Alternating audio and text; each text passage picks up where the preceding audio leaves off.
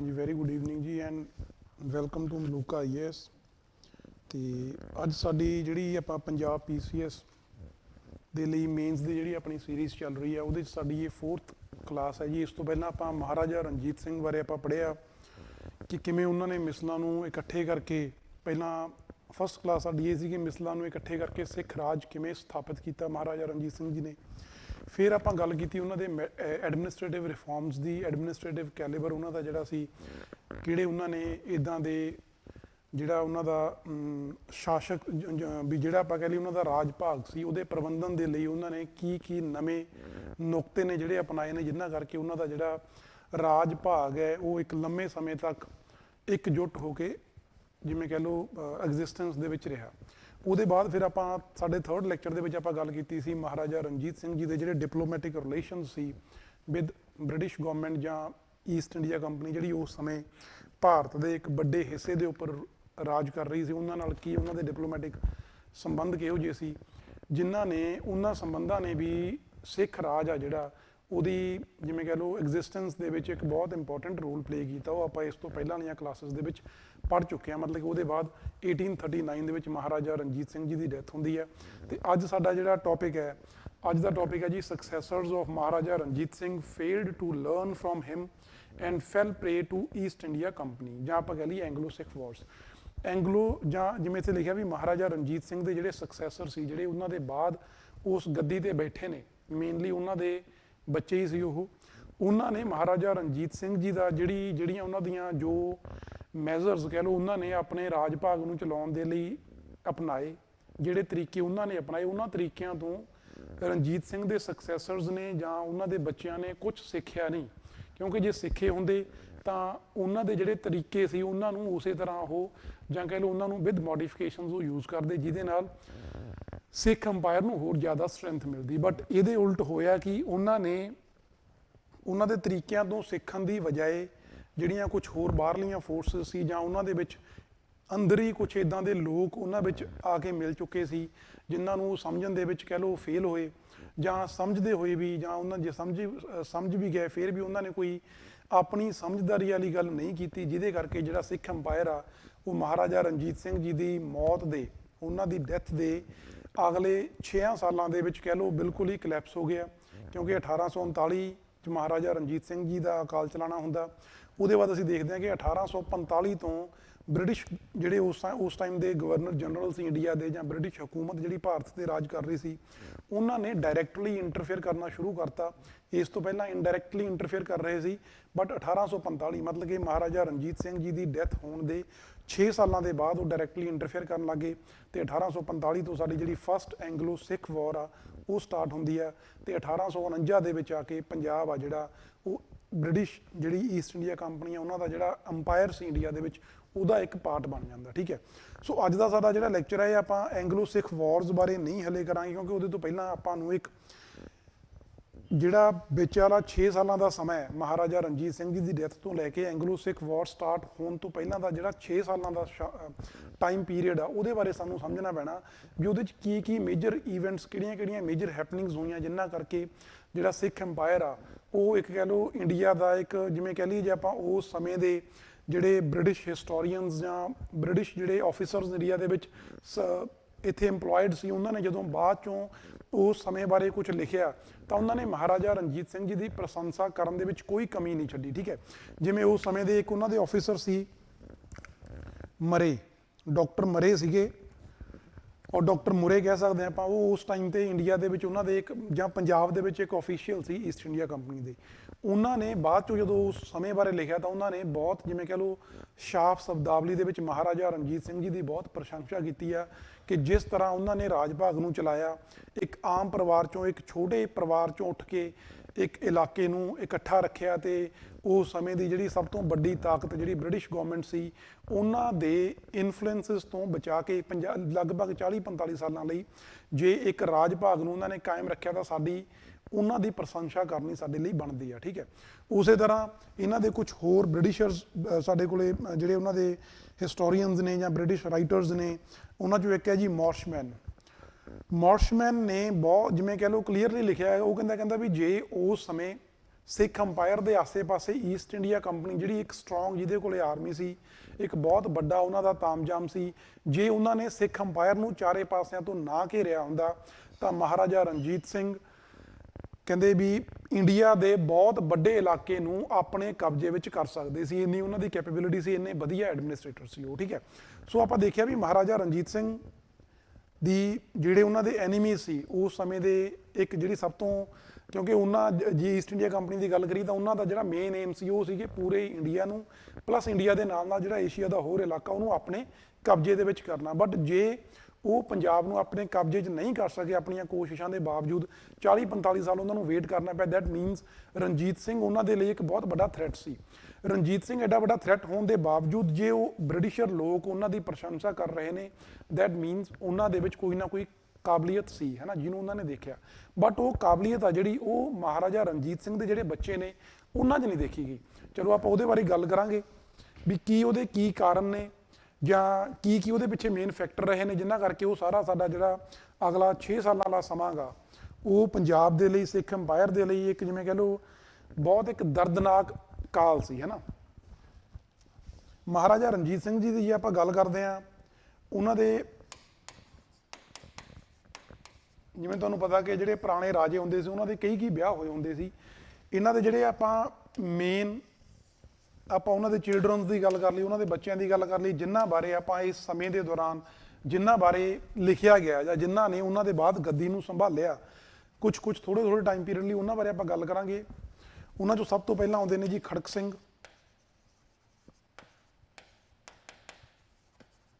ਫਿਰ ਸਾਡੇ ਕੋਲ ਆਉਂਦੇ ਸ਼ੇਰ ਸਿੰਘ,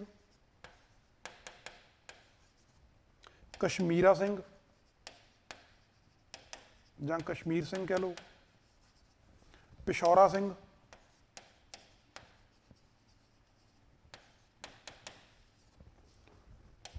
ਇੱਕ ਸਾਡੇ ਕੋਲੇ ਮੁਲਤਾਨ ਸਿੰਘ, ਮੁਲਤਾਨਾ ਸਿੰਘ ਸੀ। ਇਹਨਾਂ ਬਾਰੇ ਗੱਦੀ ਦੇ ਲਈ ਕੋਈ ਜ਼ਿਆਦਾ ਇਹਨਾਂ ਬਾਰੇ ਨਹੀਂ ਮਿਲਦਾ। ਮੁਲਤਾਨਾ ਸਿੰਘ ਦੇ ਨਾਲ ਨਾਲ ਇੱਕ ਤਾਰਾ ਸਿੰਘ ਸੀ। ਮੁਲਤਾਨਾ ਸਿੰਘ ਐਂਡ ਤਾਰਾ ਸਿੰਘ ਬਾਰੇ ਉਹਨਾਂ ਬਾਰੇ ਕੁਝ ਜ਼ਿਆਦਾ ਸਾਨੂੰ ਇਸ ਟਾਈਮ ਪੀਰੀਅਡ ਦੇ ਵਿੱਚ ਲਿਖਿਆ ਹੋਇਆ ਨਹੀਂ ਮਿਲਦਾ, ਕਿਉਂਕਿ ਉਹਨਾਂ ਨੇ ਗੱਦੀ ਦੇ ਉੱਪਰ ਉਹਨਾਂ ਨੇ ਕੋਈ ਦਾਅਵੇਦਾਰੀ ਨਹੀਂ ਪੇਸ਼ ਕੀਤੀ, ਤਾਂ ਉਹਨਾਂ ਬਾਰੇ ਆਪਾਂ ਨਹੀਂ ਪੜਾਂਗੇ। ਤਾਂ ਆਪਾਂ ਜਿਹੜੀ ਤੋਂ ਬਾਅਦ ਗੱਲ ਕਰਾਂਗੇ ਉਹ ਸਾਡੇ ਕੋਲ ਆਉਂਦੇ ਜੀ ਦਲੀਪ ਸਿੰਘ, ਠੀਕ ਹੈ ਜੀ। ਇਹ ਤਾਂ ਮਹਾਰਾਜਾ ਰਣਜੀਤ ਸਿੰਘ ਦੇ ਪਰਿਵਾਰ ਦੇ ਵਿੱਚੋਂ ਉਹਨਾਂ ਦੇ ਜਿਹੜੇ ਬੱਚੇ ਨੇ, 5 ਬੱਚੇ ਨੇ, ਉਹਨਾਂ ਨੇ ਮਹਾਰਾਜਾ ਰਣਜੀਤ ਸਿੰਘ ਦੇ ਬਾਅਦ ਗੱਦੀ ਦੇ ਦਾਅਵੇਦਾਰ ਬਣੇ, ਜਾਂ ਇਸ ਟਾਈਮ ਪੀਰੀਅਡ ਦੇ ਵਿੱਚ ਉਹਨਾਂ ਬਾਰੇ ਸਾਨੂੰ ਕੁਝ ਨਾ ਕੁਝ ਮਿਲਦਾ, ਆਪਾਂ ਉਹਨਾਂ ਬਾਰੇ ਦੇਖਾਂਗੇ। ਇਹਦੇ ਨਾਲ ਨਾਲ ਕੁਝ ਬਾਹਰਲੇ ਲੋਕ ਨੇ, ਜਿਵੇਂ ਸਾਨੂੰ ਪਤਾ ਡੋਗਰੇ ਸਰਦਾਰ ਤੁਸੀਂ, ਜਾਂ ਡੋਗਰੇ ਜਿਹੜੇ ਆਪਾਂ ਡੋਗਰਾਜ਼, ਉਹਨਾਂ ਬਾਰੇ ਤੁਸੀਂ ਪੜ੍ਹਿਆ ਹੋਣਾ। ਇਹਨਾਂ ਸਾਡੇ ਕੋਲ ਸਭ ਤੋਂ ਪਹਿਲਾਂ ਆਉਂਦੇ ਧਿਆਨ ਸਿੰਘ ਡੋਗਰਾ,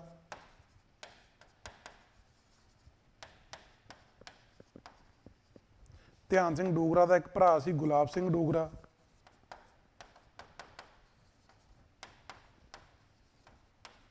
ਤੇ ਧਿਆਨ ਸਿੰਘ ਡੋਗਰਾ ਦਾ ਬੇਟਾ ਸੀ ਜੀ ਹੀਰਾ ਸਿੰਘ ਡੋਗਰਾ।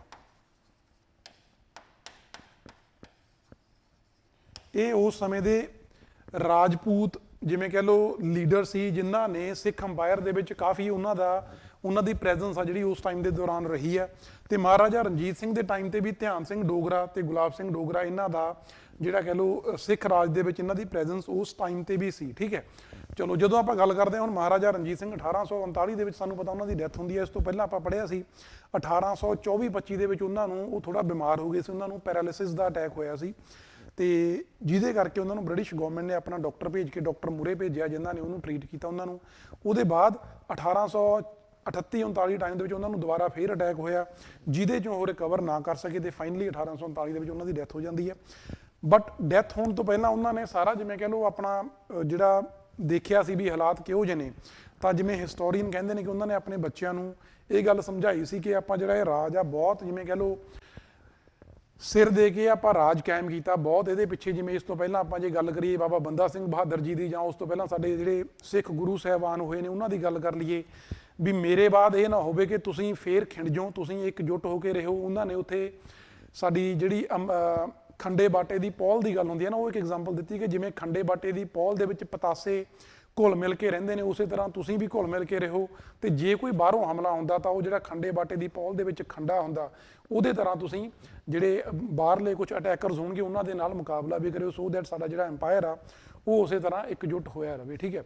ਬਟ ਜਿਹੜੇ ਇਹਨਾਂ ਦੇ ਸਕਸੈਸਰ ਸੀ, ਜਿਹੜੇ ਇਹਨਾਂ ਦੇ ਬੱਚੇ ਸੀ, ਉਹ ਬਹੁਤ ਜ਼ਿਆਦਾ ਕੈਪੇਬਲ ਨਹੀਂ ਸੀ, ਜਾਂ ਕਹਿ ਲਓ ਕੈਪੇਬਲ ਸੀ। ਉਹਨਾਂ ਨੇ ਕੁਝ ਇੱਦਾਂ ਦੀਆਂ ਕੁਝ ਉੱਥੇ ਹੈਪਨਿੰਗਸ ਹੋਈਆਂ ਜਿਨ੍ਹਾਂ ਦੇ ਉਹ ਸ਼ਿਕਾਰ ਹੋਏ, ਤੇ ਜਿਹੜਾ ਪੰਜਾਬ ਸਾਡਾ ਖਾਲਸਾ ਰਾਜ ਆ ਉਹ ਆਉਣ ਵਾਲੇ 6-7 ਸਾਲਾਂ ਦੇ ਵਿੱਚ ਖਾਤਮੇ ਵੱਲ ਪਹੁੰਚ ਗਿਆ, ਠੀਕ ਹੈ। ਸਭ ਤੋਂ ਪਹਿਲਾਂ ਆਪਾਂ ਗੱਲ ਕਰਦੇ ਹਾਂ ਖੜਕ ਸਿੰਘ ਦੀ। ਇਹ ਮਹਾਰਾਜਾ ਰਣਜੀਤ ਸਿੰਘ ਦੇ ਸਭ ਤੋਂ ਵੱਡੇ ਸਪੁੱਤਰ ਸੀ। ਖੜਕ ਸਿੰਘ ਨੂੰ ਬਹੁਤ ਜ਼ਿਆਦਾ ਕੈਪੇਬਲ, ਜਿਵੇਂ ਕਹਿ ਲਓ ਕਿੰਗਸ਼ਿਪ ਦੇ ਲਈ ਜਾਂ ਮਹਾਰਾਜਾ ਦੀ ਗੱਦੀ ਦੇ ਲਈ ਬਹੁਤ ਜ਼ਿਆਦਾ ਕੈਪੇਬਲ ਨਹੀਂ ਮੰਨਿਆ ਜਾਂਦਾ ਸੀ। ਇਹਨਾਂ ਦੇ ਨਾਲੋਂ ਕੈਪੇਬਲ ਇਹਨਾਂ ਦੇ ਬੇਟੇ ਸੀ ਨੌ ਨਿਹਾਲ ਸਿੰਘ।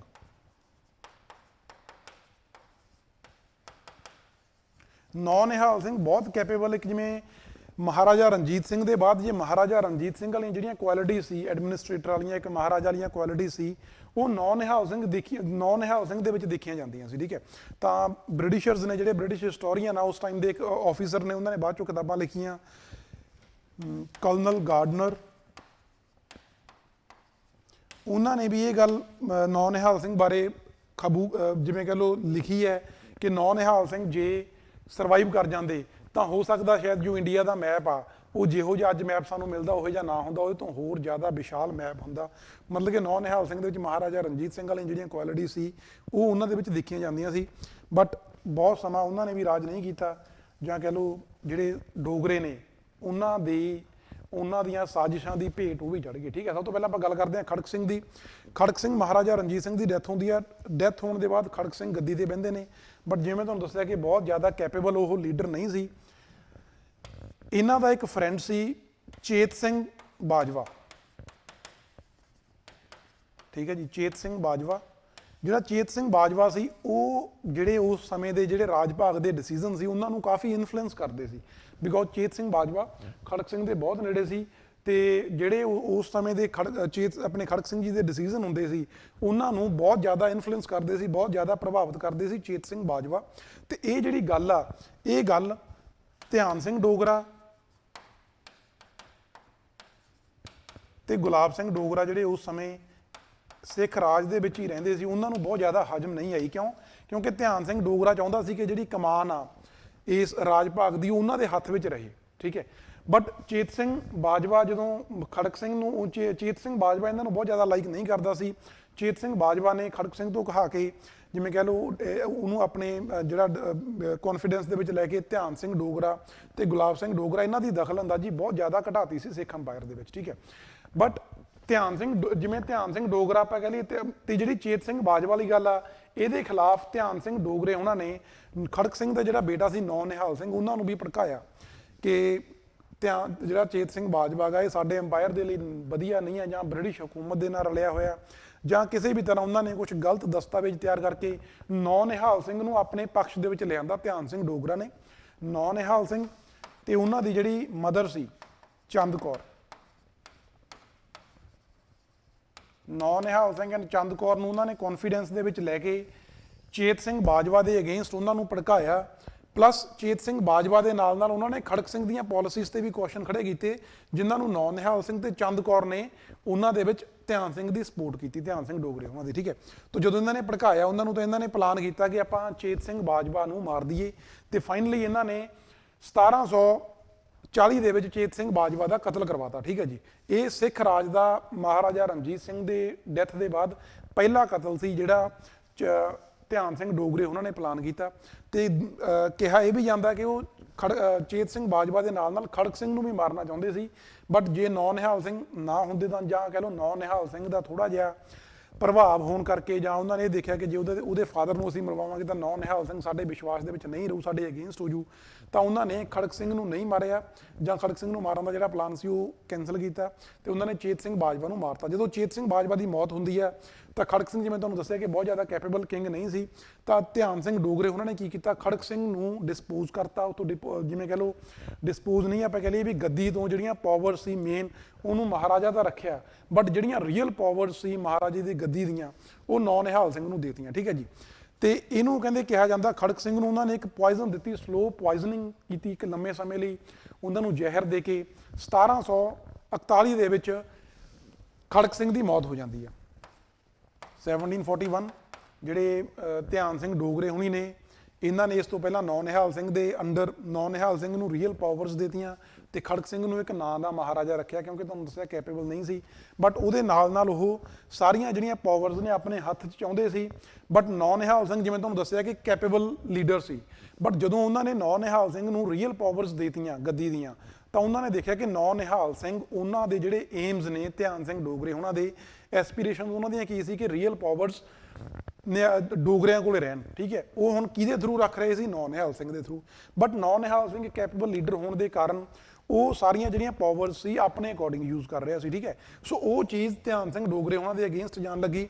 ਤਾਂ ਉਹਨਾਂ ਨੇ ਕੀ ਪਲਾਨ ਕੀਤਾ? ਉਹਨਾਂ ਨੇ ਪਹਿਲਾਂ ਤਾਂ ਖੜਕ ਸਿੰਘ ਦੀ ਡੈਥ 1741 ਦੇ ਵਿੱਚ ਉਹਨਾਂ ਨੂੰ ਜ਼ਹਿਰ ਦੇ ਕੇ, ਲੰਮੇ ਸਮੇਂ ਤੱਕ ਥੋੜੀ ਥੋੜੀ ਜ਼ਹਿਰ ਦੇ ਕੇ ਉਹ ਬਿਮਾਰ ਹੋਏ। 1741 'ਚ ਉਹਨਾਂ ਦੀ ਮੌਤ ਹੋ ਗਈ। ਜਦੋਂ ਉਹਨਾਂ ਦੀ ਮੌਤ ਹੁੰਦੀ ਆ ਤਾਂ ਜਦੋਂ ਉਹਨਾਂ ਦਾ ਕਹਦੇ ਵੀ ਆਪਾਂ ਕਹਿੰਦੇ ਆ ਨਾ ਸੰਸਕਾਰ ਕਰਕੇ ਵਾਪਸ ਆ ਰਹੇ ਸੀ ਜਾਂ ਫਿਊਨਰਲ ਹੋ ਰਿਹਾ ਸੀ, ਉਹਦੇ ਬਾਅਦ ਇਹਨਾਂ ਨੇ ਧਿਆਨ ਸਿੰਘ ਡੋਗਰੇ ਉਹਨਾਂ ਨੇ ਨੌ ਨਿਹਾਲ ਸਿੰਘ ਦੀ ਡੈਥ ਨੂੰ ਵੀ, ਨੌ ਨਿਹਾਲ ਸਿੰਘ ਦੇ ਮਰਡਰ ਨੂੰ ਵੀ ਪਲਾਨ ਕੀਤਾ ਹੋਇਆ ਸੀ।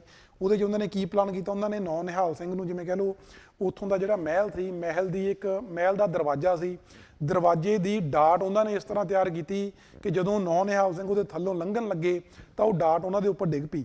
ਜਦੋਂ ਡਾਟ ਉਹਦੇ ਉੱਪਰ ਡਿੱਗੀ ਤਾਂ ਉਹ ਕਾਫੀ ਜ਼ਿਆਦਾ ਜ਼ਖਮੀ ਹੋ ਗਏ। ਠੀਕ ਹੈ ਜੀ, ਜਿਹੜਾ ਉਸ ਸਮੇਂ ਦਾ ਬ੍ਰਿਟਿਸ਼ ਇੱਕ ਆਫੀਸਰ ਸੀ ਕਰਨਲ ਗਾਰਡਨਰ, ਉਹ ਲਿਖਦੇ ਨੇ ਕਿ ਜ਼ਖਮੀ ਜ਼ਰੂਰ ਹੋਏ ਸੀ ਬਟ ਨੌ ਨਿਹਾਲ ਸਿੰਘ ਉਸੋਂ ਮਰਨ ਵਾਲੀ ਹਾਲਤ ਦੇ ਵਿੱਚ ਨਹੀਂ ਸੀ। ਠੀਕ ਹੈ, ਉਹਨਾਂ ਨੂੰ ਵੀ ਬਚ ਸਕਦੇ ਸੀ। ਬਟ ਧਿਆਨ ਸਿੰਘ ਡੋਗਰੇ ਉਹਨਾਂ ਨੇ ਕੀ ਕੀਤਾ? ਨੌ ਨਿਹਾਲ ਸਿੰਘ ਨੂੰ ਇੱਥੋਂ ਲੈ ਕੇ ਅੰਦਰ ਮਹਿਲ ਦੇ ਅੰਦਰ ਰਹਿ ਗਏ ਤੇ ਉੱਥੇ ਕਿਸੇ ਨੂੰ ਨਹੀਂ ਜਾਣ ਦਿੱਤਾ ਉਹਨਾਂ ਨੇ। ਈਵਨ ਕਿ ਉਹਨਾਂ ਦੀ ਮਦਰ ਚੰਦ ਕੌਰ ਨੂੰ ਵੀ ਨੌ ਨਿਹਾਲ ਸਿੰਘ ਨੂੰ ਮਿਲਣ ਨਹੀਂ ਦਿੱਤਾ। ਤੇ ਥੋੜੇ ਸਮੇਂ ਬਾਅਦ ਉਹਨਾਂ ਨੇ ਡਿਕਲੇਅਰ ਕਰਤਾ ਕਿ ਨੌ ਨਿਹਾਲ ਸਿੰਘ ਦੀ ਡੈਥ ਹੋ ਗਈ। ਠੀਕ ਹੈ ਜੀ, ਉਹ ਡੈਥ ਹੁਣ ਉਸ ਐਕਸੀਡੈਂਟ ਕਰਕੇ ਹੋਈ ਸੀ। ਉਹ ਜਿਹੜੀ ਡਾਟ ਡਿੱਗੀ ਆ ਉੱਪਰੋਂ, ਦਰਵਾਜ਼ੇ ਦਾ ਇੱਕ ਪੋਰਸ਼ਨ ਸੀ ਉਹ ਉਹਨਾਂ ਦੇ ਉੱਪਰ ਡਿੱਗਿਆ, ਉਹਦੇ ਕਰਕੇ ਹੋਈ ਆ, ਜਾਂ ਇਹਨਾਂ ਨੇ ਅੰਦਰ ਉਹਨਾਂ ਨੂੰ ਮਰਡਰ ਕੀਤਾ, ਉਹ ਹਾਲੇ ਤੱਕ ਨਹੀਂ ਪਤਾ। ਬਟ ਕਿਹਾ ਇਹ ਜਾਂਦਾ ਕਿ ਉਹ ਧਿਆਨ ਸਿੰਘ ਡੋਗਰੇ ਉਹਨਾਂ ਨੇ ਮੌਤ ਕਰਵਾਈ ਆ ਉਹਦੀ, ਕਿਉਂਕਿ ਨੌ ਨਿਹਾਲ ਸਿੰਘ ਜਦੋਂ ਉਹਨਾਂ ਦੇ ਸੱਟਾਂ ਲੱਗੀਆਂ ਉਹ ਇੰਨੇ ਜ਼ਿਆਦਾ ਗੰਭੀਰ ਜ਼ਖਮੀ ਨਹੀਂ ਹੋਏ ਸੀ ਕਿ ਉਹਨਾਂ ਦੀ ਮੌਤ ਹੋ ਜਾਏ। ਠੀਕ ਹੈ ਜੀ, ਚਲੋ ਹੁਣ ਸਾਡੇ ਕੋਲ ਜਿਹੜਾ ਖੜਕ ਸਿੰਘ ਦਾ ਪਰਿਵਾਰ ਸੀ ਇੱਥੇ, ਉਹਨਾਂ ਨੇ ਉਹ ਪਰਿਵਾਰ ਇੱਕ ਪਰਿਵਾਰ ਖਤਮ ਕਰਤਾ, ਖੜਕ ਸਿੰਘ ਨੂੰ ਮਾਰਤਾ ਤੇ ਉਸੇ ਦਿਨ ਉਹਨਾਂ ਦੇ ਬੇਟੇ ਨੌ ਨਿਹਾਲ ਸਿੰਘ ਨੂੰ ਮਾਰਤਾ। ਤੇ ਇਹਦੇ ਬਾਅਦ ਉਹ ਚਾਹੁੰਦੇ ਸੀ ਚੰਦ ਕੌਰ ਨੂੰ ਥੋੜੇ ਟਾਈਮ ਲਈ ਉਹਨਾਂ ਨੇ ਬਿਠਾ ਕੇ ਰੱਖਿਆ ਗੱਦੀ ਤੇ ਕਿ ਚੰਦ ਕੌਰ ਥੋੜਾ ਟਾਈਮ ਸਮਾਂ ਰੂਲ ਕਰੇ। ਬਟ ਉਦੋਂ ਉਸ ਸਮੇਂ ਦੇ ਜਿਹੜੇ ਸਿੱਖ ਸਰਦਾਰ ਸੀਗੇ, ਕਿਉਂਕਿ ਜੇ ਆਪਾਂ ਕਹਿ ਲਈਏ ਵੀ ਧਿਆਨ ਸਿੰਘ ਡੋਗਰੇ ਹੋਣੀ, ਗੁਲਾਬ ਸਿੰਘ ਡੋਗਰੇ ਹੋਣੀ, ਉਹਨਾਂ ਦੀ ਹੋਂਦ ਸਿੱਖ ਅੰਪਾਇਰ ਦੇ ਵਿੱਚ ਹੈ, ਤਾਂ ਉਸ ਸਮੇਂ ਦੇ ਜਿਹੜੇ ਸਿੱਖ ਸਰਦਾਰ ਸੀ ਉਹ ਵੀ ਤਾਂ ਉੱਥੇ ਹੀ ਪ੍ਰੈਜ਼ੈਂਟ ਸੀ ਨਾ। ਜਿਹੜੇ ਜਿਵੇਂ ਆਪਾਂ ਕਹਿ ਦਈਏ ਵੀ ਕੁਝ ਕਾਉਂਸਲਾਂ ਬਣੀਆਂ ਹੁੰਦੀਆਂ ਨੇ, ਜਿਵੇਂ ਅੱਜ ਕੱਲ੍ਹ ਆਪਣੇ ਕਾਉਂਸਲ ਆਫ ਮਿਨਿਸਟਰਸ ਹੁੰਦੇ ਨੇ, ਉਸੇ ਤਰ੍ਹਾਂ ਉਦੋਂ ਵੀ ਕੁਝ ਸਿੱਖ ਨੇ ਜਿਹੜੇ ਉਹਨਾਂ ਦੀਆਂ ਕਾਉਂਸਲਾਂ ਬਣੀਆਂ ਹੋਈਆਂ ਸੀ। ਉਹਨਾਂ ਨੇ ਪਲਾਨ ਕੀਤਾ ਕਿ ਜਿਹੜੀ ਨੌ ਨਿਹਾਲ ਸਿੰਘ ਦੀ ਵਾਈਫ ਹੈ ਨਾਨਕੀ ਜੀ, ਉਹ ਉਦੋਂ ਉਹਨਾਂ ਨੇ ਕਿਹਾ ਸੀ, ਉਦੋਂ ਜਦੋਂ ਨੌ ਨਿਹਾਲ ਸਿੰਘ ਦੀ ਡੈਥ ਹੁੰਦੀ ਆ ਤਾਂ ਨਾਨਕੀ ਜੀ ਵਾਜ਼ ਪ੍ਰੈਗਨੈਂਟ। ਠੀਕ ਹੈ, ਤਾਂ ਉਹਨਾਂ ਨੇ ਕਿਹਾ ਵੀ ਜੇ ਨਾਨਕੀ ਜੀ ਦਾ ਬੇਟਾ ਦਾ ਜਨਮ ਦੀ ਕੁੱਖੋਂ ਬੇਟੇ ਦਾ ਜਨਮ ਹੁੰਦਾ ਤਾਂ ਨਾਨਕੀ ਜੀ ਦੇ ਬੇਟੇ ਜਾਂ ਨੌ ਨਿਹਾਲ ਸਿੰਘ ਦੇ ਬੇਟੇ ਨੂੰ ਆਪਾਂ ਅਗਲਾ ਜਿਹੜਾ ਮਹਾਰਾਜਾ ਹੈਗਾ ਉਹ ਅਪਾਇੰਟ ਕਰਾਂਗੇ। ਬਟ ਧਿਆਨ ਸਿੰਘ ਡੋਗਰੇ ਹੁਣੀ ਸਾਰੀ ਕਮਾਨ ਆਪਣੇ ਹੱਥ ਚਾਹੁੰਦੇ ਸੀ। ਉਹ ਨਹੀਂ ਸੀ ਚਾਹੁੰਦੇ ਕਿ ਖੜਕ ਸਿੰਘ ਦੇ ਪਰਿਵਾਰ ਚੋਂ ਜਾਂ ਨੌ ਨਿਹਾਲ ਸਿੰਘ ਦਾ ਬੱਚਾ ਹੁਣ ਗੱਦੀ ਤੇ ਬੈਠੇ। ਉਸ ਟਾਈਮ ਤੇ ਉਹ ਚਾਹੁੰਦੇ ਸੀ ਕਿ ਸ਼ੇਰ ਸਿੰਘ ਆ ਜਿਹੜਾ, ਸ਼ੇਰ ਸਿੰਘ ਉਸ ਟਾਈਮ ਜਿਵੇਂ ਕਹਿ ਲਓ ਵੀ ਸ਼ੇਰ ਸਿੰਘ ਨੂੰ ਅਸੀਂ ਗੱਦੀ ਦਈਏ। ਠੀਕ ਹੈ, ਕਿਉਂਕਿ ਸ਼ੇਰ ਸਿੰਘ ਸਿੱਖ ਅੰਪਾਇਰ ਦੇ ਜਿਹੜੇ ਜਿਵੇਂ ਕਹਿ ਲਓ ਰਾਜ ਭਾਗ ਸੀ ਉਹਦੇ 'ਚ ਬਹੁਤ ਜ਼ਿਆਦਾ ਇੰਟਰਸਟਡ ਉਸ ਸਮੇਂ ਨਹੀਂ ਸੀ। ਉਹਦੇ ਬਾਹਰ ਇਹਨੂੰ ਇੱਕ ਜਗੀਰ ਦਿੱਤੀ ਹੋਈ ਸੀ, ਉੱਥੇ ਰਹਿੰਦਾ ਸੀ। ਤਾਂ ਡੋਗਰਿਆਂ ਨੇ ਪਲਾਨ ਕੀਤਾ ਕਿ ਅਸੀਂ ਨੌ ਨਿਹਾਲ ਸਿੰਘ ਦੇ ਬੇਟੇ ਜਾਂ ਉਹਨਾਂ ਦੀ ਜਿਹੜੀ ਵਾਈਫ ਆ ਨਾਨਕੀ, ਉਹਨਾਂ ਦੀ ਕੁੱਖੋਂ ਜੇ ਬੱਚੇ ਦਾ ਜਨਮ ਹੁੰਦਾ ਉਹਨੂੰ ਅਸੀਂ ਗੱਦੀ ਤੇ ਨਹੀਂ ਬਿਠਾਉਣਾ। ਤਾਂ ਉਹਨਾਂ ਨੇ ਸੋਚਿਆ ਆਪਾਂ ਸ਼ੇਰ ਸਿੰਘ ਨੂੰ ਇੱਥੇ ਲੈ ਕੇ ਆਈਏ, ਸ਼ੇਰ ਸਿੰਘ ਨੂੰ ਇਨਵਾਈਟ ਕਰੀਏ ਤੇ ਸ਼ੇਰ ਸਿੰਘ ਨੂੰ ਹੀ ਆਪਾਂ ਜਿਹੜਾ ਆਪਣਾ ਗੱਦੀ ਆ ਉਹ ਦਈਏ। ਠੀਕ ਹੈ ਜੀ, ਬਟ ਜਦੋਂ ਆਪਾਂ ਗੱਲ ਕਰਦੇ ਹਾਂ ਸ਼ੇਰ ਸਿੰਘ ਦੀ, ਸ਼ੇਰ ਸਿੰਘ ਜਿਹੜੇ ਸੀ ਹੀ ਵਾਸ ਦਾ ਸਨ ਆਫ ਮਹਿਤਾਬ ਕੌਰ। ਠੀਕ ਹੈ ਜੀ, ਮਹਿਤਾਬ ਕੌਰ ਜਿਹੜੀ ਆਪਾਂ ਪੜ੍ਹਿਆ ਘਨੱਈਆ ਮਿਸਲ ਦੇ, ਜਿਨ੍ਹਾਂ ਨੂੰ ਮਹਾਰਾਜਾ ਰਣਜੀਤ ਸਿੰਘ ਨੇ ਉਹਨਾਂ ਦੇ ਨਾਲ ਮੈਟਰੀਮੋਨੀਅਲ ਅਲਾਈਅੰਸ ਕਰਕੇ ਉਹ ਮਿਸਲ ਨੂੰ ਆਪਣੇ ਨਾਲ ਰਲਾਇਆ ਸੀ, ਤੇ ਮਹਿਤਾਬ ਕੌਰ ਦਾ ਬੇਟਾ ਸੀ ਸ਼ੇਰ ਸਿੰਘ। ਠੀਕ ਹੈ ਜੀ, ਸੋ ਜਿਹੜੀ ਇਹਨਾਂ ਦੀ ਮਹਾਰਾਜਾ ਰਣਜੀਤ ਸਿੰਘ ਦੀ ਦੂਸਰੀ ਵਾਈਫ ਸੀ ਖੜਕ ਸਿੰਘ ਦੀ, ਉਹਨਾਂ ਦੀ ਜਿਹੜੀ ਜਿਵੇਂ ਕਹਿ ਲਓ ਨੂੰਹ ਸੀ ਮਹਾਰਾਜਾ ਰਣਜੀਤ ਸਿੰਘ ਦੀ, ਖੜਕ ਸਿੰਘ ਦੀ ਵਾਈਫ ਚੰਦ ਕੌਰ, ਉਹ ਮਹਿਤਾਬ ਕੌਰ ਨੂੰ ਬਹੁਤ ਜ਼ਿਆਦਾ ਲਾਈਕ ਨਹੀਂ ਸੀ ਕਰਦੀ। ਠੀਕ ਹੈ ਜੀ, ਤਾਂ ਜੇ ਮਹਿਤਾਬ ਕੌਰ ਨੂੰ ਲਾਈਕ ਨਹੀਂ ਕਰਦੀ ਤਾਂ ਉਹ ਸ਼ੇਰ ਸਿੰਘ ਨੂੰ ਵੀ ਗੱਦੀ ਤੇ ਬੈਠਣ ਦੇ ਪੱਖ ਦੇ ਵਿੱਚ ਨਹੀਂ ਹੋਊਗੀ, ਕਿਉਂਕਿ ਉਸ ਸਮੇਂ ਤੁਹਾਨੂੰ ਦੱਸਿਆ ਕਿ ਜਦੋਂ ਖੜਕ ਸਿੰਘ ਦੇ ਬਾਅਦ ਨੌ ਨਿਹਾਲ ਸਿੰਘ ਦੀ ਡੈਥ ਹੁੰਦੀ ਹੈ ਤਾਂ ਥੋੜੇ ਸਮੇਂ ਲਈ ਗੱਦੀ ਦੇ ਉੱਪਰ ਚੰਦ ਕੌਰ ਨੂੰ ਬਿਠਾਇਆ ਗਿਆ ਜਾਂ ਚੰਦ ਕੌਰ ਨੂੰ ਐਜ਼ ਅ ਰੀਜੈਂਟ ਅਪਾਇੰਟ ਕੀਤਾ ਗਿਆ, ਜਿਹੜੀ ਉਸ ਸਮੇਂ ਦੇ ਜਿਹੜਾ ਰਾਜ ਭਾਗ ਸੀ ਉਹਨੂੰ ਦੇਖ ਰਹੀ ਸੀ। ਠੀਕ ਹੈ, ਤੇ ਧਿਆਨ ਸਿੰਘ ਡੋਗਰਾ ਪ੍ਰਾਈਮ ਮਿਨਿਸਟਰ ਸੀ, ਉਸ ਸਮੇਂ ਦਾ ਵਜ਼ੀਰ ਸੀ। ਤੇ ਜਦੋਂ ਸ਼ੇਰ ਸਿੰਘ ਨੂੰ ਅਪਾਇੰਟ ਕਰਨ ਦੀ ਗੱਲ ਕੀਤੀ ਗਈ ਤਾਂ ਚੰਦ ਕੌਰ ਨੇ ਇਹਦੇ ਅਗੇਂਸਟ ਗੱਲ ਕੀਤੀ। ਚੰਦ ਕੌਰ ਇਹਦੇ ਪੱਖ 'ਚ ਨਹੀਂ ਸੀ ਕਿਉਂਕਿ ਉਹ ਮਹਿਤਾਬ ਕੌਰ ਦੇ ਖਿਲਾਫ ਸੀ ਤੇ ਸ਼ੇਰ ਸਿੰਘ ਮਹਿਤਾਬ ਕੌਰ ਦਾ ਬੇਟਾ ਸੀ। ਠੀਕ ਹੈ ਜੀ, ਬਟ ਫਾਈਨਲੀ ਡੋਗਰਿਆਂ ਨੇ ਚੰਦ ਕੌਰ ਨੂੰ ਮਨਾ ਲਿਆ ਕਿ ਆਪਣੀ ਜਿਹੜੀ ਅਸਲ ਪਾਵਰ ਆ ਉਹ ਤੇਰੇ ਕੋਲ ਹੀ ਰਵਾਂਗੇ, ਤੈਨੂੰ ਆਪਾਂ ਐਜ਼ ਅ ਰੀਜੈਂਟ ਹੀ ਰੱਖਾਂਗੇ, ਉਹਨੂੰ ਆਪਾਂ ਇੱਕ ਨਾਮ ਦਾ ਮਹਾਰਾਜਾ ਅਪਾਇੰਟ ਕਰਨਾ। ਚਲੋ ਫਾਈਨਲੀ ਸ਼ੇਰ ਸਿੰਘ ਨੂੰ ਅਪਾਇੰਟ ਕੀਤਾ ਗਿਆ ਜਾਂ ਮਹਾਰਾਜਾ ਆਫ ਪੰਜਾਬ। ਤੇ ਉਸੇ ਸਮੇਂ ਦੌਰਾਨ ਜਿਹੜੇ ਪੰਜਾਬ ਦੇ ਕੁਝ ਹੋਰ, ਜਿਵੇਂ ਸੰਧਾਵਾਲੀਆ ਕਲੈਨ ਆਪਾਂ ਪੜ੍ਹਦੇ ਹਾਂ ਨਾ, ਸੰਧਾਵਾਲੀਆ ਸਿੱਖ ਸੀ ਜਿਹੜੇ, ਉਹਨਾਂ ਦੇ ਵਿੱਚ ਆਪਣੇ ਕੋਲੇ ਇੱਕ ਭਾਈ ਲਹਿਣਾ ਸੀ, ਭਾਈ ਲਹਿਣਾ ਨਹੀਂ ਲਹਿਣਾ ਸਿੰਘ ਸੀ, ਇੱਕ ਅਜੀਤ ਸਿੰਘ ਸੀ, ਇੱਕ ਅਤਰ ਸਿੰਘ, ਅਜੀਤ ਸਿੰਘ ਐਂਡ ਲਹਿਣਾ ਸਿੰਘ। ਇਹ ਤਿੰਨੋਂ ਸੰਧਾਵਾਲੀਏ ਸਰਦਾਰ ਸੀ ਨਾ, ਆਲ 3 ਵਰ ਸੰਧਾਵਾਲੀਆ ਸਰਦਾਰ। ਜਿਹੜੇ ਸੰਧਾਵਾਲੀਆ ਸਰਦਾਰ ਸੀ ਇਹਨਾਂ ਬਾਰੇ ਕਿਹਾ ਜਾਂਦਾ ਕਿ ਬ੍ਰਿਟਿਸ਼ ਗਵਰਨਮੈਂਟ ਦੇ, ਜਿਵੇਂ ਕਹਿ ਲਓ ਇਨਫਲੂਐਂਸ ਦੇ ਅੰਡਰ ਸੀ ਇਹ, ਬ੍ਰਿਟਿਸ਼ ਗਵਰਨਮੈਂਟ ਨਾਲ ਮਿਲੇ ਹੋਏ ਸੀ ਕਿਤੇ ਨਾ ਕਿਤੇ। ਜਿਵੇਂ ਇਹਨਾਂ ਨੇ ਦੇਖਿਆ ਕਿ ਚੰਦ ਕੌਰ ਮਹਿਤਾਬ ਕੌਰ ਦੇ ਖਿਲਾਫ ਆ, ਬਟ ਮਹਿਤਾਬ ਕੌਰ ਦੇ ਬੇਟੇ ਨੂੰ ਮਹਾਰਾਜਾ ਪੰਜਾਬ ਦੀ ਗੱਦੀ ਦੇ ਉੱਪਰ ਅਪਾਇੰਟ ਕਰ ਦਿੱਤਾ ਗਿਆ, ਤਾਂ ਇਹਨਾਂ ਨੇ ਚੰਦ ਕੌਰ ਦੇ ਨਾਲ ਨੇੜਤਾ ਵਧਾਉਣੀ ਸ਼ੁਰੂ ਕਰਤੀ। ਠੀਕ ਹੈ ਜੀ, ਚੰਦ ਕੌਰ ਦੇ ਨਾਲ ਨੇੜਤਾ ਵਧਾਉਣੀ ਸ਼ੁਰੂ ਕਰਤੀ। ਚੰਦ ਕੌਰ ਉਸ ਸਮੇਂ ਰੀਜੈਂਟ ਸੀ। ਤਾਂ ਜਿਹੜੇ ਸੰਧਾਵਾਲੀਆ ਸਰਦਾਰ ਨੇ, ਜਿਹੜੇ ਆਪਾਂ ਕਹਿੰਦੇ ਆ ਕਿ ਜਿਨ੍ਹਾਂ ਬਾਰੇ ਕਿਹਾ ਜਾਂਦਾ ਕਿ ਉਹ ਬ੍ਰਿਟਿਸ਼ ਹਕੂਮਤ ਨਾਲ ਮਿਲੇ ਹੋਏ ਸੀ, ਉਹ ਪੰਜਾਬ ਦਾ ਜਿਹੜਾ ਸਾਡਾ ਪੰਜਾਬ ਅੰਪਾਇਰ ਆ ਉਹਦੇ 'ਚ ਇੰਟਰਫੇਅਰ ਕਰਨਾ ਉਹਨਾਂ ਨੇ ਵੀ, ਉਹਨਾਂ ਦੀ ਪ੍ਰੈਜ਼ੈਂਸ ਵੀ ਵੱਧ ਗਈ। ਇੱਕ ਪਾਸੇ ਤਾਂ ਡੋਗਰੇ ਨੇ ਜਿਹੜੇ ਸਾਰੀ ਜਿਹੜੀ ਕਮਾਨ ਆ ਉਸ ਰਾਜ ਭਾਗ ਦੀ ਆਪਣੇ ਹੱਥ 'ਚ ਚਾਹੁੰਦੇ ਨੇ, ਦੂਜੇ ਪਾਸੇ ਬ੍ਰਿਟਿਸ਼ ਹਕੂਮਤ ਨਾਲ ਮਿਲੇ ਹੋਏ ਲੋਕ ਜਿਹੜੇ ਸੰਧਾਵਾਲੀਆ ਸਰਦਾਰ ਨੇ ਉਹ ਵੀ ਹੁਣ ਉਸ ਰਾਜ ਭਾਗ ਦਾ ਹਿੱਸਾ ਹੋ ਗਏ। ਤੀਸਰੇ ਪਾਸੇ ਆਪਾਂ ਕਹਿ ਲਈਏ ਵੀ ਜਿਹੜਾ ਸਾਡਾ ਸਿੱਖ ਅੰਪਾਇਰ ਆ ਉਹਦੇ ਜਿਹੜੇ ਕੁਝ ਇੱਥੋਂ ਦੇ ਲੋਕਲ ਸਿੱਖ ਲੀਡਰਸ ਨੇ, ਸਰਦਾਰ ਨੇ ਜਿਹੜੇ, ਉਹ ਇੱਕ ਗਰੁੱਪ ਉਹਨਾਂ ਦਾ। ਠੀਕ ਹੈ, ਸੋ ਹੁਣ ਦੇਖਦੇ ਹਾਂ ਵੀ ਇੱਕ ਕਿੰਗਡਮ ਦੇ ਅੰਡਰ ਸਾਡੇ ਕੋਲੇ 3 ਡਿਫਰੈਂਟ ਸਾਡੇ ਕੋਲੇ ਜਿਵੇਂ ਕਹ ਲਓ ਗਰੁੱਪਸ ਰੇਜ਼ ਹੋ ਗਏ। ਇੱਕ ਸਾਡੇ ਕੋਲੇ ਡੋਗਰੇ ਹੋ ਗਏ, ਦੂਜੇ ਨੰਬਰ ਤੇ ਸਾਡੇ ਕੋਲੇ ਸੰਧਾਵਾਲੀਆਜ਼ ਹੋ ਗਏ ਜਿਹੜੇ ਬ੍ਰਿਟਿਸ਼ ਫੋਰਸਿਸ ਨਾਲ ਮਿਲੇ ਹੋਏ ਨੇ, ਤੀਜੇ ਸਾਡੇ ਕੋਲੇ ਕੁਝ ਪੰਜਾਬ ਦੇ ਜਿਹੜੇ ਸਿੱਖ ਸਰਦਾਰ ਨੇ ਉਹ ਸੀਗੇ। ਠੀਕ ਹੈ ਜੀ, ਚਲੋ ਫਿਰ ਜਿਵੇਂ ਇਹਨਾਂ ਦੀ ਇੰਟਰਫੇਰੈਂਸ ਵੱਧਦੀ ਗਈ, ਆਪਣੇ ਚੰਦ ਕੌਰ ਦੇ ਨਾਲ ਮਿਲੇ ਹੋਏ ਸੀ ਇਹ, ਇਹਨਾਂ ਦੀ ਇੰਟਰਫੇਰੈਂਸ ਵਧੀ ਚੰਦ ਕੌਰ ਦੇ ਨਾਲ, ਇਹਨਾਂ ਦਾ ਰਿਲੇਸ਼ਨਸ਼ਿਪ ਵਧੀਆ ਹੋਣ ਲੱਗੇ। ਤਾਂ ਜਿਹੜੇ ਸਾਡੇ ਡੋਗਰੇ ਸੀ, ਧਿਆਨ ਸਿੰਘ ਡੋਗਰਾ, ਕਿਉਂਕਿ ਜਿਵੇਂ ਤੁਹਾਨੂੰ ਦੱਸਿਆ ਕਿ ਉਹਨਾਂ ਨੂੰ ਸੀਗਾ ਕਿ ਰੀਅਲ ਪਾਵਰ ਉਹਨਾਂ ਕੋਲੇ ਰਵੇ, ਪ੍ਰਾਈਮ ਮਿਨਿਸਟਰ ਉਹ ਬਣਿਆ ਹੋਇਆ ਸੀ ਧਿਆਨ ਸਿੰਘ ਡੋਗਰਾ। ਧਿਆਨ ਸਿੰਘ ਡੋਗਰੇ ਉਹਨਾਂ ਨੇ ਕੀ ਪਲਾਨ ਕੀਤਾ, ਉਹਨਾਂ ਨੇ ਪਲਾਨ ਕਰਕੇ ਚੰਦ ਕੌਰ ਮਰਵਾਤੀ। ਠੀਕ ਹੈ ਜੀ, ਚੰਦ ਕੌਰ ਆ ਜਿਹੜੀ ਖੜਕ ਸਿੰਘ ਦੀ ਵਾਈਫ, ਉਹਨੂੰ ਵੀ ਉਹਨਾਂ ਨੇ ਮਰਵਾਤਾ ਧਿਆਨ ਸਿੰਘ ਡੋਗਰੇ ਉਹਨਾਂ ਨੇ। 1842 ਦੇ ਵਿੱਚ ਉਹਦਾ ਮਰਡਰ ਹੁੰਦਾ। ਤੇ ਇਦੋਂ ਬਾਅਦ ਕੀ ਹੁੰਦਾ ਜੀ, 1842 ਹੁੰਦਾ। 1842 ਤੋਂ ਲੈ ਕੇ 1843 ਤੱਕ ਵਾਲਾ ਜਿਹੜਾ ਸਮਾਂ ਗਾ, 1842 ਚੰਦ ਕੌਰ ਦੀ ਡੈਥ ਹੁੰਦੀ ਹੈ, ਤੇ 1842 ਤੋਂ 1843 ਦਾ ਜਿਹੜਾ ਸਮਾਂ, ਇਸ ਸਮੇਂ ਦੇ ਦੌਰਾਨ ਸ਼ੇਰ ਸਿੰਘ ਨੇ ਰਾਜ ਕੀਤਾ। ਸਾਨੂੰ ਪਤਾ ਕਿ ਸ਼ੇਰ ਸਿੰਘ ਮਹਾਰਾਜਾ ਸੀ। ਠੀਕ ਹੈ ਜੀ, ਸ਼ੇਰ ਸਿੰਘ ਮਹਾਰਾਜਾ ਸੀ ਤੇ ਸ਼ੇਰ ਸਿੰਘ ਨੇ ਜਿਹੜੇ ਸੰਧਾਵਾਲੀਏ ਸਰਦਾਰ ਸੀ ਇਹਨਾਂ ਨੂੰ ਆਪਣੇ ਰਾਜ ਭਾਗ ਚੋਂ ਬਾਹਰ ਕਰਤਾ ਕਿ ਤੁਸੀਂ ਹੁਣ, ਤੁਹਾਡੀ ਸਾਨੂੰ ਇੱਥੇ ਲੋੜ ਨਹੀਂ ਹੈ, ਤੁਸੀਂ ਸਤਲੁਜ ਤੋਂ ਪਾਰ ਥੱਲੇ ਵਾਲੇ ਇਲਾਕਿਆਂ 'ਚ ਚਲੇ ਜਾਓ। ਉਹ ਸਾਰੇ ਸੀਗੇ ਉੱਥੋਂ ਪੰਜਾਬ ਦਾ ਜਿਹੜਾ ਪੰਜਾਬ ਵਾਲਾ ਸਿੱਖ ਅੰਪਾਇਰ ਸੀ ਉਹਦੇ 'ਚੋਂ ਬਾਹਰ ਹੋ ਗਏ। ਬਟ ਉਹਦੇ ਬਾਅਦ ਜਿਵੇਂ ਕਹਿ ਲਓ ਕੁਛ ਇੱਦਾਂ ਦੇ ਹਾਲਾਤ ਬਣੇ ਵੀ ਬ੍ਰਿਟਿਸ਼ ਫੋਰਸਿਸ ਨੇ ਜਿਹੜਾ ਉੱਪਰਲਾ ਹਿੱਸਾ ਸੀ ਸਾਡਾ, ਨਾਰਥ ਵੈਸਟ ਵਾਲਾ ਪਾਰਟ ਸੀ, ਉਧਰਲੇ ਪਾਸੇ ਥੋੜ੍ਹੀ ਜਿਹੀ ਦਖਲਅੰਦਾਜ਼ੀ ਸ਼ੁਰੂ ਕਰਤੀ।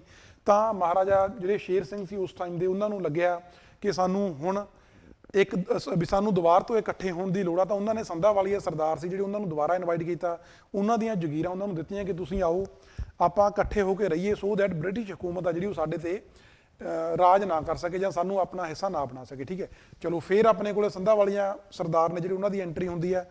ਤੇ ਕਹਿੰਦੇ 1843 ਦੇ ਵਿੱਚ ਸੰਧਾਵਾਲੀਆ ਜਿਹੜੇ ਸਰਦਾਰ ਨੇ, ਅਜੀਤ ਸਿੰਘ ਤੇ ਅਤਰ ਸਿੰਘ, ਉਹਨਾਂ ਨੇ ਕੀ ਕੀਤਾ, ਉਹਨਾਂ ਨੇ ਸ਼ੇਰ ਸਿੰਘ ਨੂੰ ਮਰਵਾਤਾ। ਮਤਲਬ ਉਹ ਇੱਕ ਨਵੀਂ ਬਣਾਈ ਹੋਈ ਰਫਲ ਸੀ, ਇੱਕ ਡਬਲ ਬੈਰਲ ਰਫਲ ਸੀ, ਉਹ ਮਹਾਰਾਜਾ ਸ਼ੇਰ ਸਿੰਘ ਨੂੰ ਦਿਖਾਉਣ ਲਈ ਲੈ ਕੇ ਗਿਆ ਕਿ ਨਵੀਂ ਰਫਲ ਆਪਾਂ ਬਣਾਈ ਆ ਜਾਂ ਨਵੀਂ ਰਫਲ ਮਾਰਕੀਟ 'ਚ ਆਈ ਆ, ਦੇਖੋ ਇਹਨੂੰ ਆਪਾਂ ਆਪਣੀ ਫੌਜ ਦੇ ਲਈ ਇਹਨੂੰ ਲੈ ਸਕਦੇ ਹਾਂ ਕਿ ਨਹੀਂ ਲੈ ਸਕਦੇ। ਜਦੋਂ ਮਹਾਰਾਜਾ ਕਹਿੰਦੇ ਸ਼ੇਰ ਸਿੰਘ ਨੂੰ ਚੈੱਕ ਕਰ ਰਹੇ ਸੀ ਤਾਂ ਪਿੱਛੋਂ ਅਤਰ ਸਿੰਘ ਆ ਜਿਹੜਾ, ਅਤਰ ਸਿੰਘ ਸੰਧਾਵਾਲੀਆ, ਉਹਨੇ ਉਹਦਾ ਜਿਹੜਾ ਟ੍ਰਿਗਰ ਸੀ ਉਹ ਟ੍ਰਿਗਰ ਨੱਪਿਆ, ਜਿਹਦੇ ਨਾਲ ਗੋਲੀ ਚੱਲੀ ਤੇ ਸ਼ੇਰ ਸਿੰਘ ਦੀ ਉੱਥੇ ਮੌਤ ਹੋ ਜਾਂਦੀ ਹੈ। ਠੀਕ ਹੈ ਜੀ, ਉਹਦੇ ਨਾਲ ਹੀ ਜਿਹੜਾ ਅਜੀਤ ਸਿੰਘ ਸੰਧਾਵਾਲੀਆ ਸੀ, ਉਹਨੇ ਸ਼ੇਰ ਸਿੰਘ ਦਾ ਬੇਟਾ ਪ੍ਰਤਾਪ ਸਿੰਘ ਸੀ ਜਿਹੜਾ, ਉਹਨੂੰ ਵੀ ਮਾਰਤਾ। ਠੀਕ ਹੈ ਜੀ, ਸੋ ਇਹ 15 ਸਤੰਬਰ 1843 ਦੀ ਗੱਲ ਆ। 15 ਸਤੰਬਰ 1843 ਨੂੰ ਸੰਧਾ ਵਾਲੀਏ ਸੀ, ਜਿਹੜੇ ਸੰਧਾ ਵਾਲੀਆਂ ਨੇ ਸ਼ੇਰ ਸਿੰਘ ਜਿਹੜੇ ਪੰਜਾਬ ਦੇ ਮਹਾਰਾਜਾ ਸੀ ਉਹਨਾਂ ਨੂੰ ਮਾਰਤਾ, ਤੇ ਉਹਨਾਂ ਦੇ ਨਾਲ ਉਹਨਾਂ ਦਾ ਜਿਹੜਾ ਬੇਟਾ ਸੀ ਕੁੰਵਰ ਪ੍ਰਤਾਪ ਸਿੰਘ ਉਹਨੂੰ ਵੀ ਮਾਰਤਾ। ਤੇ ਜਦੋਂ ਸ਼ੇਰ ਸਿੰਘ ਉਸ ਸਮੇਂ ਆਪਣੇ ਮਹਿਲ ਤੋਂ ਬਾਹਰ ਇੱਕ ਕਹਿੰਦੇ ਛਿੰਝ ਚੱਲ ਰਹੀ ਸੀ, ਕਿਤੇ ਘੋਲ ਚੱਲ ਰਿਹਾ ਸੀ, ਉਸ ਘੋਲ ਨੂੰ ਦੇਖ ਰਹੇ ਸੀ, ਉੱਥੇ ਜਾ ਕੇ ਉਹਨਾਂ ਨੇ ਮਾਰਿਆ। ਤੇ ਜਦੋਂ ਉੱਥੋਂ ਵਾਪਸ ਆ ਰਹੇ ਸੀ ਸੰਧਾ ਵਾਲੀਏ ਪੈਲਸ ਵੱਲ ਨੂੰ, ਤਾਂ ਉਹਨਾਂ ਨੂੰ ਰਾਹ ਦੇ ਵਿੱਚ ਧਿਆਨ ਸਿੰਘ ਡੋਗਰਾ ਮਿਲਿਆ, ਤੇ ਧਿਆਨ ਸਿੰਘ ਡੋਗਰਾ ਨੂੰ ਵੀ ਇਹਨਾਂ ਨੇ ਮਾਰਤਾ ਉਸ ਸਮੇਂ, ਠੀਕ ਹੈ ਜੀ। ਕਿਉਂਕਿ ਤੁਹਾਨੂੰ ਮੈਂ ਦੱਸਿਆ ਕਿ ਧਿਆਨ ਸਿੰਘ ਡੋਗਰੇ ਹੁਣੀ ਆਪਣੇ ਕੋਲੇ ਕਮਾਨ ਚਾਹੁੰਦੇ ਸੀ, ਤੇ ਜਿਹੜੇ ਸੰਧਾ ਵਾਲੀਏ ਨੇ ਬ੍ਰਿਟਿਸ਼ ਫੋਰਸਿਸ ਨਾਲ ਰਲੇ ਹੋਏ ਸੀ, ਇਹ ਵੀ ਜਿਹੜੀ ਕਮਾਨ ਆਪਣੇ ਅਕੋਰਡਿੰਗ ਚਲਾਉਣੀ ਚਾਹੁੰਦੇ ਸੀ, ਰਾਜ ਭਾਗ ਨੂੰ ਆਪਣੇ ਅਕੋਰਡਿੰਗ ਚਲਾਉਣਾ ਚਾਹੁੰਦੇ ਸੀ। ਤਾਂ ਇਹਨਾਂ ਨੇ ਧਿਆਨ ਸਿੰਘ ਡੋਗਰੇ ਨੂੰ ਵੀ ਮਾਰਤਾ। ਕਦੋਂ ਮਾਰਿਆ ਜੀ? 15 ਸਤੰਬਰ 1743 ਨੂੰ। 15 ਸਤੰਬਰ 1843 ਨੂੰ 3 ਮੌਤਾਂ ਹੋ ਗਈਆਂ। ਪੰਜਾਬ ਦਾ ਮਹਾਰਾਜਾ ਉਹਨਾਂ ਦਾ ਬੇਟਾ ਤੇ ਉਸ ਸਮੇਂ ਦਾ ਜਿਹੜਾ ਪ੍ਰਾਈਮ ਮਿਨਿਸਟਰ ਸੀ ਧਿਆਨ ਸਿੰਘ ਡੋਗਰਾ, ਉਹ ਮਾਰਿਆ ਗਿਆ। ਜਦੋਂ ਧਿਆਨ ਸਿੰਘ ਡੋਗਰੇ ਦੀ ਮੌਤ ਹੁੰਦੀ ਆ ਤਾਂ ਧਿਆਨ ਸਿੰਘ ਡੋਗਰੇ ਦਾ ਬੇਟਾ ਸੀ ਹੀਰਾ ਸਿੰਘ ਡੋਗਰਾ, ਉਹਦੇ ਬਾਰੇ ਪਹਿਲਾਂ ਆਪਾਂ ਪੜ੍ਹਿਆ। ਹੀਰਾ ਸਿੰਘ ਡੋਗਰਾ ਨੂੰ ਪਤਾ ਲੱਗਿਆ ਕਿ ਸੰਧਾ ਵਾਲੀਆਂ ਨੇ ਉਹਨਾਂ ਦੇ ਫਾਦਰ ਨੂੰ ਮਾਰਤਾ, ਤੇ ਉਹਨਾਂ ਨੇ ਕੀ ਕੀਤਾ, ਉਸ ਸਮੇਂ ਜਾ ਕੇ ਜਿਹੜੀ ਬ੍ਰਿਟਿਸ਼ ਸਿੱਖ ਫੋਰਸਸ ਸੀ ਆਰਮੀ ਕੋਲੇ ਗਏ, ਆਰਮੀ ਨੂੰ ਇਨਸਟੀਗੇਟ ਕੀਤਾ ਅਗੇਂਸਟ ਦਿਸ ਐਕਟ ਆਫ ਸੰਧਾ ਵਾਲੀਆਜ਼। ਉਹਦੇ 'ਚ ਉਹਨਾਂ ਨੇ ਸ਼ੇਰ ਸਿੰਘ ਨੂੰ ਮਾਰਿਆ, ਤੇ ਪਲੱਸ ਉਸ ਸਮੇਂ ਦੇ ਸੀਐਮ ਨੂੰ, ਉਸ ਸਮੇਂ ਦੇ ਪ੍ਰਾਈਮ ਮਿਨਿਸਟਰ ਨੂੰ ਮਾਰਿਆ। ਤਾਂ ਜਿਹੜੀ ਫੌਜ ਸੀ, ਫੌਜ ਨੂੰ ਉਹਨਾਂ ਨੇ ਸੰਧਾ ਵਾਲੀਆਂ ਦੇ ਅਗੇਂਸਟ ਤਿਆਰ ਕੀਤਾ, ਤੇ ਫੌਜ ਨੇ ਪੈਲਸ ਦੇ ਉੱਪਰ ਅਟੈਕ ਕੀਤਾ ਜਿੱਥੇ ਸੰਧਾ ਵਾਲੀਏ ਪਹੁੰਚੇ ਹੋਏ ਸੀ। ਉਹਨਾਂ ਨੇ ਉੱਥੇ ਅਜੀਤ ਸਿੰਘ ਤੇ ਅਤਰ ਸਿੰਘ ਨੂੰ ਵੀ ਮਾਰਤਾ, ਠੀਕ ਹੈ ਜੀ। ਸੋ ਅਜੀਤ ਸਿੰਘ ਤੇ ਅਤਰ ਸਿੰਘ ਜਿਹੜੇ ਸੰਧਾ ਵਾਲੀਏ ਸੀ ਉਹ ਵੀ ਇੱਥੇ ਮਾਰੇ ਗਏ 15 ਸਤੰਬਰ 1843 ਨੂੰ। ਚਲੋ ਹੁਣ ਸਾਡੇ ਕੋਲੇ ਸ਼ੇਰ ਸਿੰਘ ਦੀ ਡੈਥ ਹੋ ਗਈ, ਖੜਕ ਸਿੰਘ ਵਾਲਾ ਜਿਹੜਾ ਪਰਿਵਾਰ ਸੀ ਉਹ ਪਹਿਲਾਂ ਖਤਮ ਹੋ ਚੁੱਕਿਆ ਸੀ, ਧਿਆਨ ਸਿੰਘ ਡੋਗਰਾ ਜਿਹੜਾ ਪ੍ਰਾਈਮ ਮਿਨਿਸਟਰ ਸੀ ਉਹਦੀ ਮੌਤ ਹੋ ਜਾਂਦੀ ਆ, ਸੰਧਾ ਵਾਲੀਏ ਸਰਦਾਰ ਸੀ ਉਹਨਾਂ ਦੀ ਮੌਤ ਹੋ ਗਈ, ਠੀਕ ਹੈ ਜੀ। ਹੁਣ ਆਪਾਂ ਅੱਗੇ ਗੱਲ ਕਰਾਂਗੇ ਇਹਦੇ ਬਾਅਦ ਰਾਜ ਭਾਗ ਦੀ, ਵੀ ਕਿਹਨੂੰ ਸੰਭਾਲਿਆ ਜਾਵੇ, ਜਾਂ ਇਹਦੇ ਬਾਅਦ ਜਿਹੜਾ ਸਾਡਾ ਪੰਜਾਬ ਦਾ ਮਹਾਰਾਜਾ ਉਹ ਕੌਣ ਬਣੂਗਾ। ਸਾਡੇ ਕੋਲੇ ਹੁਣ 3 ਆਪਸ਼ਨਾਂ ਬਚੀਆਂ ਨੇ ਜੀ, ਕਸ਼ਮੀਰ ਸਿੰਘ, ਪਿਸ਼ੌਰਾ ਸਿੰਘ ਤੇ ਦਲੀਪ ਸਿੰਘ, ਠੀਕ ਹੈ ਜੀ। ਸੋ ਇਸ ਟਾਈਮ ਤੇ ਕੌਣ ਬਚਿਆ, ਕੌਣ ਆ ਸਾਡੇ ਕੋਲੇ? ਹੀਰਾ ਸਿੰਘ ਡੋਗਰਾ। ਹੀਰਾ ਸਿੰਘ ਡੋਗਰਾ ਨੇ ਸੰਧਾ ਵਾਲੀਏ ਮਰਵਾਤੇ। ਸੰਧਾ ਵਾਲੀਆਂ ਨੇ ਪਹਿਲਾਂ ਜਿਹੜੇ ਦੂਜੇ ਆਪਣੇ ਉਸ ਟਾਈਮ ਦੇ ਅਫੀਸ਼ੀਅਲ ਸੀ ਉਹ ਮਰਵਾਤੇ। ਤਾਂ ਹੁਣ ਹੀਰਾ ਸਿੰਘ ਡੋਗਰਾ ਨੇ ਕੀ ਕੀਤਾ, ਰਾਣੀ ਜਿੰਦਾ ਤੇ ਉਹਨਾਂ ਦਾ ਜਿਹੜਾ ਬੇਟਾ ਸੀ ਦਲੀਪ ਸਿੰਘ ਉਦੋਂ ਛੋਟਾ ਸੀ, ਮੈਂ ਕਹਿੰਦਾ 1838 ਦਾ ਉਹਨਾਂ ਦਾ ਜਨਮ ਸੀ, ਤੇ 1843 ਦੀ ਆਪਾਂ ਗੱਲ ਕਰ ਰਹੇ ਹਾਂ, 5-6 ਸਾਲ ਦੀ ਉਹਨਾਂ ਦੀ ਉਮਰ ਸੀ। ਤਾਂ ਹੀਰਾ ਸਿੰਘ ਡੋਗਰਾ ਨੇ ਰਾਣੀ ਜਿੰਦਾ ਨੂੰ ਐਜ਼ ਅ ਰੀਜੈਂਟ ਅਪਾਇੰਟ ਕਰਕੇ ਦਲੀਪ ਸਿੰਘ ਨੂੰ ਪੰਜਾਬ ਦਾ ਮਹਾਰਾਜਾ ਬਣਾਤਾ, ਤੇ ਖੁਦ ਉਹ ਬਣ ਗਿਆ ਜੀ ਪੰਜਾਬ ਦਾ ਪ੍ਰਾਈਮ ਮਿਨਿਸਟਰ, ਠੀਕ ਹੈ ਜੀ। 1843 ਇਹ PM ਬਣ ਗਿਆ, ਦਲੀਪ ਸਿੰਘ ਮਹਾਰਾਜਾ ਬਣ ਗਿਆ, ਐਜ਼ ਅ ਮਹਾਰਾਜਾ ਅਪਾਇੰਟ ਕਰਤਾ ਉਹਨੂੰ। ਤੇ ਚੰਦ ਕੌਰ ਆ ਜਿਹੜੀ ਜਿੰਦ ਕੌਰ, ਰਾਣੀ ਜਿੰਦਾ ਜਿਹਨੂੰ ਆਪਾਂ ਕਹਿ ਦਿੰਦੇ ਆ, ਰਾਣੀ ਜਿੰਦਾ, ਹੀ ਵਾਜ਼ ਮੇਡ ਰੀਜੈਂਟ, ਮਤਲਬ ਇਹਦੀ ਸਰਪ੍ਰਸਤੀ ਦੇ ਅੰਦਰ ਮਹਾਰਾਜਾ ਨੇ ਕੰਮ ਕਰਨਾ ਸੀ, ਠੀਕ ਹੈ ਜੀ। ਬਟ ਇਸੇ ਟਾਈਮ ਤੇ ਕੀ ਹੁੰਦਾ, ਇੱਕ ਸਾਡੇ ਕੋਲ ਆਉਂਦਾ ਸੁਚੇਤ ਸਿੰਘ ਡੋਗਰਾ। ਸੁਚੇਤ ਸਿੰਘ ਡੋਗਰਾ ਜਿਹੜਾ ਉਹ ਹੀਰਾ ਸਿੰਘ ਡੋਗਰਾ ਦਾ ਚਾਚਾ ਸੀ, ਬਟ ਉਹਨੇ ਦੇਖਿਆ ਕਿ ਜਦੋਂ ਜੇ ਧਿਆਨ ਸਿੰਘ ਡੋਗਰੇ ਦੀ ਡੈਥ ਹੋਈ ਆ ਤਾਂ ਉਹਦੇ ਬਾਅਦ ਜੇ ਪ੍ਰਾਈਮ ਮਿਨਿਸਟਰ ਕੋਈ ਬਣਨਾ ਚਾਹੀਦਾ ਤਾਂ ਉਹ ਆਪਣੇ ਆਪ ਨੂੰ ਪ੍ਰਾਈਮ ਮਿਨਿਸਟਰ ਦੇਖਦਾ ਸੀ ਸਿੱਖ ਅੰਪਾਇਰ ਦਾ। ਤਾਂ ਉਹ ਜੰਮੂ ਵਾਲੇ ਏਰੀਏ ਤੋਂ ਪੰਜਾਬ ਵਾਲੇ ਇਲਾਕੇ ਜਾ ਗਿਆ, ਤੇ ਹੀਰਾ ਸਿੰਘ ਡੋਗਰੇ ਦੇ ਨਾਲ ਥੋੜੇ ਉਹਦੇ ਮਤਭੇਦ ਹੋਏ, ਉਹ ਖੁਦ ਸੀਐਮ ਪ੍ਰਾਈਮ ਮਿਨਿਸਟਰ ਬਣਨਾ ਚਾਹੁੰਦਾ ਸੀ। ਤਾਂ ਉੱਥੇ ਫਿਰ ਇੱਕ ਛੋਟੀ ਜਿਹੀ ਲੜਾਈ ਹੁੰਦੀ ਹੈ ਜਿਹੜੀ ਸਾਡੀ ਸਿੱਖ ਫੌਜ ਆ ਉਹ ਸੁਚੇਤ ਸਿੰਘ ਡੋਗਰੇ ਨੂੰ ਮਾਰ ਦਿੰਦੀ ਆ। ਤੇ ਹੁਣ ਸਾਡੇ ਕੋਲ ਜਿਹੜੀ ਰਾਜ ਭਾਗ ਆ ਦਲੀਪ ਸਿੰਘ, ਮਹਾਰਾਜਾ ਦਲੀਪ ਸਿੰਘ ਤੇ ਹੀਰਾ ਸਿੰਘ ਡੋਗਰਾ ਇਹਨਾਂ ਕੋਲੇ ਰਹਿ ਜਾਂਦਾ, ਠੀਕ ਹੈ ਜੀ। ਬਟ ਦੂਜੇ ਪਾਸੇ ਸਾਨੂੰ ਇਹ ਵੀ ਪਤਾ ਕਿ ਮਹਾਰਾਜਾ ਰਣਜੀਤ ਸਿੰਘ ਦੇ ਪਰਿਵਾਰ ਚੋਂ ਕਸ਼ਮੀਰਾ ਸਿੰਘ ਤੇ ਪਿਸ਼ੌਰਾ ਸਿੰਘ ਇਹ ਦੋਨੋਂ ਹਲੇ ਜਿਹੜੇ ਦਲੀਪ ਸਿੰਘ ਤੋਂ ਵੱਡੇ ਨੇ ਉਹ ਜਿਉਂਦੇ ਨੇ, ਉਹ ਵੀ ਜਿਵੇਂ ਕਹਿ ਲਓ ਗੱਦੀ ਦੇ, ਮਹਾਰਾਜਾ ਦੀ ਗੱਦੀ ਦੇ ਲਈ ਵਿਲਿੰਗ ਨੇ, ਹੈ ਨਾ, ਚਾਹੁੰਦੇ ਨੇ ਵੀ ਗੱਦੀ ਉਹਨਾਂ ਕੋਲ ਆਵੇ। ਤਾਂ ਦੋਨੋਂ ਇਹ ਦੋਨੋਂ ਪਲੱਸ ਇਸ ਸਮੇਂ ਤੇ ਆ ਕੇ ਜਿਹੜੇ ਆਪਾਂ ਗੁਲਾਬ ਸਿੰਘ ਡੋਗਰੇ ਦੀ ਗੱਲ ਕੀਤੀ ਸੀ, ਜਿਹੜਾ ਗੁਲਾਬ ਸਿੰਘ ਡੋਗਰਾ ਜਦੋਂ ਸ਼ੇਰ ਸਿੰਘ ਪੰਜਾਬ ਦਾ ਰਾਜਾ ਪੰਜਾਬ ਦਾ ਮਹਾਰਾਜਾ ਬਣਦਾ, ਉਸ ਸਮੇਂ ਗੁਲਾਬ ਸਿੰਘ ਡੋਗਰਾ ਪੰਜਾਬ ਨੂੰ ਛੱਡ ਕੇ ਜੰਮੂ ਕਸ਼ਮੀਰ ਵਾਲੇ ਪਾਸੇ ਚਲਿਆ ਗਿਆ ਸੀ। ਬਟ ਹੁਣ ਦੇਖਿਆ ਉਹਨਾਂ ਨੇ, ਗੁਲਾਬ ਸਿੰਘ ਡੋਗਰੇ ਨੇ ਦੇਖਿਆ ਕਿ ਇੱਥੇ ਕੋਈ ਬਹੁਤ ਜ਼ਿਆਦਾ ਕੋਈ ਕੈਪੇਬਲ, ਜਿਵੇਂ ਕਹ ਲਓ ਦਲੀਪ ਸਿੰਘ ਇੱਕ ਮਾਈਨਰ ਆ, ਰਾਣੀ ਜਿੰਦਾ ਉਹਨਾਂ ਦੀ ਜਿਹੜੀ ਮਾਤਾ ਗਈ ਉਹ ਐਜ਼ ਅ ਰੀਜੈਂਟ ਕੰਮ ਕਰ ਰਹੀ ਆ, ਤੇ ਜਿਹੜਾ ਹੀਰਾ ਸਿੰਘ ਡੋਗਰਾ ਉਹ ਗੁਲਾਬ ਸਿੰਘ ਡੋਗਰੇ ਦਾ ਵੀ ਭਤੀਜਾ, ਕਿਉਂਕਿ ਗੁਲਾਬ ਸਿੰਘ ਡੋਗਰਾ ਧਿਆਨ ਸਿੰਘ ਡੋਗਰੇ ਦਾ ਭਰਾ ਸੀ। ਤਾਂ ਗੁਲਾਬ ਸਿੰਘ ਡੋਗਰਾ ਵੀ ਇੱਥੇ ਇੰਟਰਫੇਅਰ ਕਰਨ ਲੱਗ ਗਿਆ। ਕਸ਼ਮੀਰਾ ਸਿੰਘ, ਪਿਸ਼ੌਰਾ ਸਿੰਘ, ਗੁਲਾਬ ਸਿੰਘ ਡੋਗਰਾ, ਇਹ ਤਿੰਨਾਂ ਦੀਆਂ ਐਕਟੀਵਿਟੀਜ਼ ਕਰਕੇ ਜਿਹੜਾ ਉਸ ਸਮੇਂ ਦਾ ਸਿੱਖ ਅੰਪਾਇਰ ਸੀ ਉਹਦੇ ਵਿੱਚ ਕੁਛ ਨਾ ਕੁਛ ਪ੍ਰੋਬਲਮਸ ਆਈਆਂ, ਜਿਹਦੇ ਕਰਕੇ ਜਿਹੜੀ ਉੱਥੋਂ ਦੀ ਆਰਮੀ ਸੀ ਉਹ ਵੀ ਕਾਫੀ ਇਨਡਿਸਿਪਲਿਨਡ ਰਹੀ, ਠੀਕ ਹੈ ਜੀ। ਆਰਮੀ ਦੇ ਵਿੱਚ ਵੀ ਜਿਵੇਂ ਕਹਿ ਲਓ ਕੋਈ ਇੱਥੇ ਚੰਗਾ ਰਾਜ ਭਾਗ ਨਹੀਂ ਚੱਲ ਰਿਹਾ ਇਹਨਾਂ ਤੋਂ, ਇਹ ਬਾਹਰਲੇ ਜਿਹੜੇ ਮੁੱਦਿਆਂ ਦੇ ਵਿੱਚ ਉਲਝੇ ਹੋਏ ਨੇ। ਤੇ ਜਿਹਦੇ ਕਰਕੇ ਕੀ ਹੋਇਆ, ਹੀਰਾ ਸਿੰਘ ਡੋਗਰਾ ਨੇ ਦੇਖਿਆ ਵੀ ਜਿਹੜੇ ਕਸ਼ਮੀਰਾ ਸਿੰਘ ਤੇ ਪਿਸ਼ੌਰਾ ਸਿੰਘ ਇਹ ਦੋਨੋਂ ਥ੍ਰੈਟ ਬਣੇ ਹੋਏ ਨੇ, ਤਾਂ ਉਹਨੇ ਇਹਨਾਂ ਨੂੰ ਮਰਵਾਉਣ ਦਾ ਜਿਹੜਾ ਕੰਮ ਸੀ ਉਹ ਸੋਚਿਆ ਵੀ ਇਹਨਾਂ ਨੂੰ ਕਿਵੇਂ ਮਰਵਾਇਆ ਜਾਵੇ। ਠੀਕ ਹੈ ਜੀ।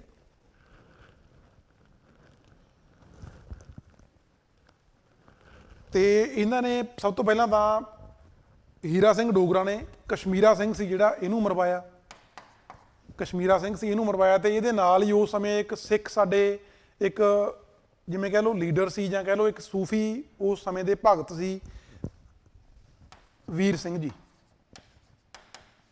ਠੀਕ ਹੈ ਜੀ। ਇੱਕ ਵੀਰ ਸਿੰਘ ਸਾਡੇ ਰਾਈਟਰ ਹੋਏ ਨੇ ਤੇ ਇੱਕ ਉਸ ਸਮੇਂ ਦੇ ਭਗਤ, ਇੱਕ ਉਸ ਸਮੇਂ ਦੇ ਜਿਹੜੀ ਇੱਕ ਪਰਸਨੈਲਿਟੀ ਸੀ ਵੀਰ ਸਿੰਘ, ਇਹ ਵੀ ਉਸ ਸਮੇਂ ਦੇ ਇੱਕ ਕਾਫੀ ਜਿਵੇਂ ਕਹਿ ਲਓ ਇਨਫਲੂਐਂਸ਼ੀਅਲ ਸੀ, ਭਗਤ ਸੀਗੇ, ਲੋਕ ਇਹਨਾਂ ਦੀ ਗੱਲ ਮੰਨਦੇ ਸੀ। ਤਾਂ ਹੀਰਾ ਸਿੰਘ ਡੋਗਰਾ ਨੇ ਕਸ਼ਮੀਰ ਸਿੰਘ ਤੇ ਵੀਰ ਸਿੰਘ ਦੋਨਾਂ ਨੂੰ ਮਰਵਾਤਾ।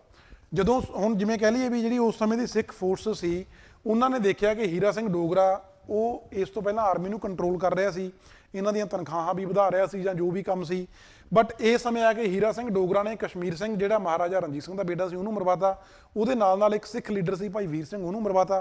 ਪਲੱਸ ਇੱਕ ਫੈਕਟਰ ਹੋਰ ਕੀ ਹੋਇਆ, ਹੀਰਾ ਸਿੰਘ ਡੋਗਰਾ ਦੇ ਨਾਲ ਇਹਦਾ ਇੱਕ ਫਾਈਨੈਂਸ ਮਿਨਿਸਟਰ ਸੀ ਪੰਡਤ ਜੱਲਾ। ਠੀਕ ਹੈ ਜੀ। ਪੰਡਤ ਜੱਲਾ ਇਹ ਇਹਦਾ ਫਾਈਨੈਂਸ ਮਿਨਿਸਟਰ ਸੀ।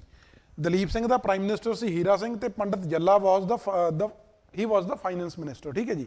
ਤੇ ਪੰਡਤ ਜੱਲਾ ਸੀ ਜਿਹੜਾ ਇਹ ਬਹੁਤ ਕੰਜੂਸ ਬੰਦਾ ਸੀ।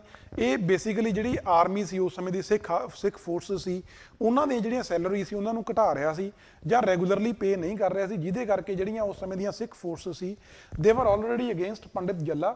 ਤੇ ਜਿਹੜਾ ਹੀਰਾ ਸਿੰਘ ਡੋਗਰਾ ਦੇ ਦੁਆਰਾ ਕਸ਼ਮੀਰ ਸਿੰਘ ਤੇ ਵੀਰ ਸਿੰਘ ਦਾ ਕਤਲ ਕਰਵਾਇਆ ਗਿਆ, ਉਹਦੇ ਕਰਕੇ ਜਿਹੜੀਆਂ ਫੋਰਸਿਸ ਸੀ ਉਹ ਹੀਰਾ ਸਿੰਘ ਡੋਗਰਾ ਦੇ ਵੀ ਅਗੇਂਸਟ ਹੋ ਗਈਆਂ। ਠੀਕ ਹੈ ਜੀ। ਜਦੋਂ ਹੀਰਾ ਸਿੰਘ ਡੋਗਰਾ ਨੇ ਦੇਖਿਆ ਕਿ ਫੋਰਸਿਸ ਉਹਦੇ ਖਿਲਾਫ ਨੇ, ਤਾਂ ਹੀਰਾ ਸਿੰਘ ਡੋਗਰਾ ਪੰਜਾਬ ਛੱਡ ਕੇ ਜੰਮੂ ਕਸ਼ਮੀਰ ਨੂੰ ਭੱਜ ਗਿਆ। ਤੇ ਇਹਦੇ ਪਿੱਛੇ ਸਾਡੇ ਇਸ ਸਮੇਂ ਦੇ ਜਿਹੜੇ ਸਿੱਖ ਫੋਰਸਿਸ ਦੇ ਵਿੱਚ ਸਾਡੇ ਸ਼ਾਮ ਸਿੰਘ ਅਟਾਰੀ ਵਾਲਾ, ਜਿਨ੍ਹਾਂ ਬਾਰੇ ਤੁਸੀਂ ਆਪਾਂ ਅੱਗੇ ਜਿਹੜੀਆਂ ਸਾਡੀਆਂ ਐਂਗਲੋ ਸਿੱਖ ਵਾਰਸ ਹੋਣਗੀਆਂ ਉਹਨਾਂ ਵਿੱਚ ਵੀ ਪੜਾਂਗੇ, ਸ਼ਾਮ ਸਿੰਘ ਅਟਾਰੀ ਵਾਲਾ ਤੇ ਕੁਝ ਇਹਨਾਂ ਦੀ ਹੋਰ ਫੋਰਸ ਨੂੰ ਲੈ ਕੇ ਸ਼ਾਮ ਸਿੰਘ ਅਟਾਰੀ ਵਾਲਾ ਨੇ ਹੀਰਾ ਸਿੰਘ ਡੋਗਰਾ ਦਾ ਪਿੱਛਾ ਕੀਤਾ। ਤੇ ਕੁਝ ਅੱਗੇ ਜਾ ਕੇ ਜਿਵੇਂ ਕਹਿ ਲਓ ਜੰਮੂ ਵੱਲ ਨੂੰ ਜਾ ਰਿਹਾ ਸੀ, ਤਾਂ ਇਹਨਾਂ ਸ਼ਾਮ ਸਿੰਘ ਅਟਾਰੀ ਵਾਲਾ ਤੇ ਜਿਹੜੀਆਂ ਹੋਰ ਫੋਰਸ ਸੀ ਉਹਨਾਂ ਨੇ ਹੀਰਾ ਸਿੰਘ ਡੋਗਰਾ ਤੇ ਪੰਡਤ ਜੱਲੇ ਨੂੰ ਵੀ ਮਰਵਾਤਾ। ਉਹ ਦੋਨੋਂ ਮਰ ਗਏ ਹੁਣ। ਠੀਕ ਹੈ ਜੀ। ਹੀਰਾ ਸਿੰਘ ਡੋਗਰਾ ਤੇ ਪੰਡਤ ਜੱਲਾ ਵੀ ਮਾਰੇ ਗਏ। ਸੋ ਹੁਣ ਸਾਡੇ ਕੋਲੇ ਨਾ ਤਾਂ ਫਾਈਨੈਂਸ ਮਿਨਿਸਟਰ ਬਚਿਆ, ਨਾ ਸਾਡਾ ਪ੍ਰਾਈਮ ਮਿਨਿਸਟਰ ਬਚਿਆ। ਤੇ ਹੁਣ ਕੌਣ ਆ ਜੀ? ਹੁਣ ਸਾਡੇ ਕੋਲੇ ਮਹਾਰਾਣੀ ਨਹੀਂ, ਸਾਡੀ ਰਾਣੀ ਜਿੰਦਾ, ਜਿਨ੍ਹਾਂ ਨੂੰ ਅਸੀਂ ਰਾਣੀ ਜਿੰਦਾ ਕਹਿੰਦੇ ਆ ਜਾਂ ਮਹਾਰਾਣੀ ਜਿੰਦਾ ਕਹਿ ਲਓ, ਉਹ ਤੇ ਉਹਨਾਂ ਦਾ ਜਿਹੜਾ ਇੱਕ ਮਾਈਨਰ ਸਨ ਸੀ ਦਲੀਪ ਸਿੰਘ।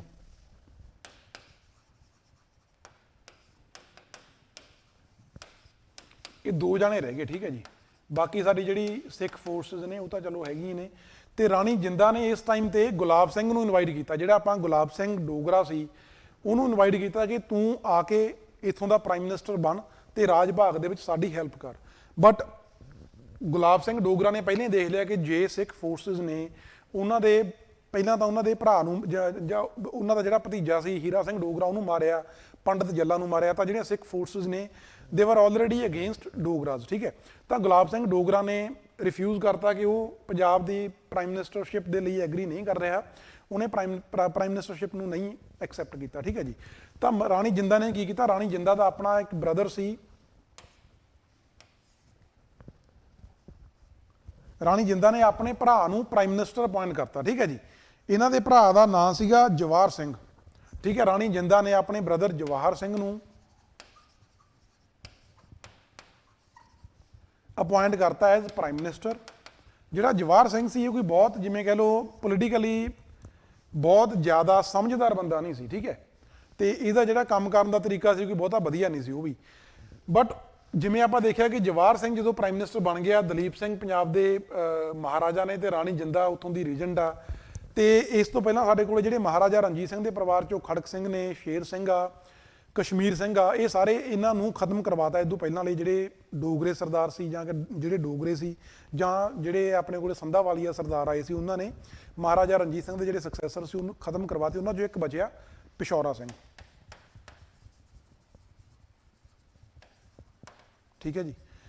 ਤੇ ਜਵਾਹਰ ਸਿੰਘ ਚਾਹੁੰਦਾ ਸੀ ਕਿ ਪਿਸ਼ੌਰਾ ਸਿੰਘ ਨੂੰ ਵੀ ਖਤਮ ਕਰਵਾ ਦਿੱਤਾ ਜਾਵੇ, ਸੋ ਦੈਟ ਜਿਹੜਾ ਹੁਣ ਪੰਜਾਬ ਸਿੱਖ ਅੰਪਾਇਰ ਦਾ ਜਿਹੜਾ ਸਾਰੀ ਕਮਾਨ ਆ, ਜਿਹੜੀ ਬਾਗਡੋਰ ਆ, ਉਹ ਸਾਰੀ ਇਸ ਪਰਿਵਾਰ ਕੋਲੇ ਰਹੇ। ਕਿਉਂਕਿ ਦਲੀਪ ਸਿੰਘ ਉਹਦਾ ਭਾਣਜਾ ਸੀ, ਰਾਣੀ ਜਿੰਦਾ ਉਹਦੀ ਭੈਣ ਸੀ, ਤੇ ਜੇ ਉਹ ਜਵਾਹਰ ਸਿੰਘ ਆ ਪ੍ਰਾਈਮ ਮਿਨਿਸਟਰ ਬਣਿਆ ਹੋਇਆ ਤੇ ਮਤਲਬ ਇਹਦਾ ਮਤਲਬ ਇਹ ਵੀ ਸਾਰੀ ਜਿਹੜੀ ਵਾਗਡੋਰ ਆ ਸਿੱਖ ਅੰਪਾਇਰ ਦੀ ਇਹਨਾਂ ਕੋਲੇ ਰਹੂ। ਬਟ ਇੱਕੋ ਜਿਹੜਾ ਬੰਦਾ ਬਚਿਆ ਸੀ ਉਹ ਸੀ ਪਿਸ਼ੌਰਾ ਸਿੰਘ। ਤਾਂ ਜਵਾਹਰ ਸਿੰਘ ਨੇ ਕੀ ਕੀਤਾ, ਕੁਝ ਲੋਕਾਂ ਨੂੰ ਇਕੱਠੇ ਜਾਂ ਕੁਝ ਫੋਰਸਸ ਦੇ ਵਿੱਚੋਂ, ਸਿੱਖ ਫੋਰਸਸ ਦੇ ਵਿੱਚੋਂ ਕੁਝ ਨੂੰ ਇਕੱਠੇ ਕਰਕੇ ਜਵਾਹਰ ਸਿੰਘ ਦੇ ਅਗੇਂਸਟ ਭੜਕਾ ਕੇ ਜਵਾਹਰ ਸਿੰਘ ਨੂੰ ਮਰਵਾਤਾ। ਜਵਾਹਰ ਸਿੰਘ ਨੂੰ ਮਰਵਾਇਆ। ਜਵਾਹਰ ਸਿੰਘ ਨੂੰ ਮਰਵਾਉਣ ਦੇ ਨਾਲ ਨਾਲ ਜਿਸ ਦਿਨ ਆਪਣੇ ਪਿਸ਼ੌਰਾ ਸਿੰਘ ਦੀ ਮੌਤ ਹੁੰਦੀ ਆ, ਜਵਾਹਰ ਸਿੰਘ ਨੇ ਪਿਸ਼ੌਰਾ ਸਿੰਘ ਨੂੰ ਮਰਵਾਇਆ, ਉਸੇ ਦਿਨ ਇਹਨੇ ਲਾਹੌਰ ਦੇ ਵਿੱਚ ਕਾਫੀ ਜਿਵੇਂ ਕਹ ਲਓ ਦੀਪਮਾਲਾ ਲਾ ਕੇ ਲਾਈਟਨਿੰਗ ਕਰਕੇ ਉਸ ਇਨਸੀਡੈਂਟ ਦੀ ਬਹੁਤ ਖੁਸ਼ੀ ਮਨਾਈ ਕਿ ਹੁਣ ਜਿਹੜਾ ਸਿੱਖ ਅੰਪਾਇਰ ਆ ਉਹ ਮੇਰੇ ਪਰਿਵਾਰ ਕੋਲੇ ਆ ਗਿਆ, ਹੁਣ ਇਹਦੇ 'ਚ ਇੰਟਰਫੇਅਰ ਕਰਨ ਵਾਲਾ ਕੋਈ ਨਹੀਂ ਬਚਿਆ ਜਿਵੇਂ। ਬਟ ਉਹ ਜਿਹੜੀ ਚੀਜ਼ ਸੀ, ਉਹ ਜਿਹੜੀਆਂ ਸਿੱਖ ਫੋਰਸਸ ਸੀ ਉਹਨਾਂ ਨੂੰ ਐਕਸੈਪਟੇਬਲ ਨਹੀਂ ਸੀ, ਕਿਉਂਕਿ ਸਿੱਖ ਫੋਰਸਸ ਦਾ ਇੱਕ ਗਰੁੱਪ ਸੀ ਜਿਹਨੇ ਇਹਨੂੰ ਸਪੋਰਟ ਕੀਤੀ ਸੀ, but majority of Sikh forces ਨੇ ਜਿਹੜੀਆਂ ਉਹ ਇਹਦੇ ਖਿਲਾਫ ਹੋ ਗਈਆਂ। ਇਹਦੇ ਕਰਕੇ ਕਿਉਂ? ਕਿਉਂਕਿ ਉਹਨੇ ਮਹਾਰਾਜਾ ਰਣਜੀਤ ਸਿੰਘ ਦੇ ਜਿਹੜੇ ਸਪੁੱਤਰ ਸੀ ਉਹਨਾਂ ਦਾ ਕਤਲ ਕਰਵਾਇਆ। ਤਾਂ ਫਾਈਨਲੀ ਸਿੱਖ ਫੋਰਸਸ ਨੇ ਜਵਾਹਰ ਸਿੰਘ ਨੂੰ ਰਾਣੀ ਜਿੰਦਾ ਦੇ ਸਾਹਮਣੇ ਹੀ ਮਾਰਤਾ। ਠੀਕ ਹੈ ਜੀ, ਜਵਾਹਰ ਸਿੰਘ ਦੀ ਮੌਤ ਵੀ ਹੋ ਗਈ। ਇਹ ਕਿਹਨੇ ਕੀਤੀ ਆ? ਸਿੱਖ ਫੋਰਸਸ ਨੇ, ਜਿਹੜੇ ਸਾਡੀਆਂ ਸਿੱਖ ਸੋਲਜਰ ਸੀ ਉਹਨਾਂ ਨੇ ਰਾਣੀ ਜਿੰਦਾ ਦੇ ਸਾਹਮਣੇ ਉਹਦੇ ਭਰਾ ਜਵਾਹਰ ਸਿੰਘ ਨੂੰ ਮਾਰਤਾ, ਜਿਹੜਾ ਰਾਣੀ ਜਿੰਦਾ ਨੂੰ ਐਕਸੈਪਟੇਬਲ ਨਹੀਂ ਸੀ। ਬਟ ਹੁਣ ਇਸ ਟਾਈਮ ਤੇ ਜਿਵੇਂ ਕਹ ਲਓ ਹੋਰ ਕੋਈ ਉਹਨਾਂ ਦੇ ਲਈ ਆਪਸ਼ਨ ਨਹੀਂ ਬਚੀ ਰਾਣੀ ਜਿੰਦਾ ਦੇ ਲਈ, ਕਿਉਂਕਿ ਜੇ ਉਹ ਕਿਸੇ ਤਰ੍ਹਾਂ ਰਜਿਸਟ ਕਰਦੀ ਜਾਂ ਕਿਸੇ ਤਰ੍ਹਾਂ ਸਿੱਖ ਸੋਲਜਰਸ ਦੇ ਅਗੇਂਸਟ ਐਕਟ ਕਰਦੀ ਤਾਂ ਹੋ ਸਕਦਾ ਸੀ ਸਿੱਖ ਸੋਲਜਰਸ ਰਾਣੀ ਜਿੰਦਾ ਨੂੰ ਵੀ ਨੁਕਸਾਨ ਪਹੁੰਚਾਉਂਦੇ। ਠੀਕ ਹੈ, ਸੋ ਹੁਣ ਫਾਈਨਲੀ ਰਾਣੀ ਜਿੰਦਾ ਤੇ ਦਲੀਪ ਸਿੰਘ ਫੇਰ ਇਕੱਲੇ ਬਚੇ। ਤਾਂ ਉਹਨਾਂ ਨੇ ਹੁਣ ਰਾਣੀ ਜਿੰਦਾ ਨੇ ਕੀ ਕੀਤਾ, ਇਹਦੇ ਬਾਅਦ ਸਾਡੇ ਕੋਲੇ ਗੱਲ ਆਉਂਦੀ ਹੈ ਜੀ ਤੇਜਾ ਸਿੰਘ ਤੇ ਲਾਲ ਸਿੰਘ ਦੀ। ਇਹਨਾਂ ਬਾਰੇ ਵੀ ਆਪਾਂ ਜਿਹੜੀਆਂ ਸਾਡੀਆਂ ਐਂਗਲੋ ਸਿੱਖ ਵਾਰਸ ਨੇ ਉਹਦੇ ਵਿੱਚ ਕਿਵੇਂ ਇਹਨਾਂ ਨੇ ਸਿੱਖ ਫੋਰਸਸ ਦੇ ਨਾਲ ਦਗਾ ਕਮਾਇਆ, ਬ੍ਰਿਟਿਸ਼ ਫੋਰਸਸ ਦੇ ਨਾਲ ਰਲ ਕੇ ਸਿੱਖਾਂ ਦੇ ਖਿਲਾਫ ਇਹ ਜਿਵੇਂ ਕਹਿ ਲਓ ਸਿੱਖਾਂ ਦੇ ਵਿੱਚ ਹੁੰਦੇ ਹੋਏ ਸਿੱਖਾਂ ਦੇ ਖਿਲਾਫ ਲੜੇ, ਉਹਦੇ ਬਾਰੇ ਆਪਾਂ ਜਦੋਂ ਆਪਾਂ ਐਂਗਲੋ ਸਿੱਖ ਵਾਰਸ ਕਰਾਂਗੇ ਉਦੋਂ ਗੱਲ ਕਰਾਂਗੇ। ਤੇ ਹੁਣ ਰਾਣੀ ਜਿੰਦਾ ਨੇ ਤਾਰਾ ਸਿੰਘ, ਲਾਲ ਸਿੰਘ ਤੇ ਤੇਜਾ ਸਿੰਘ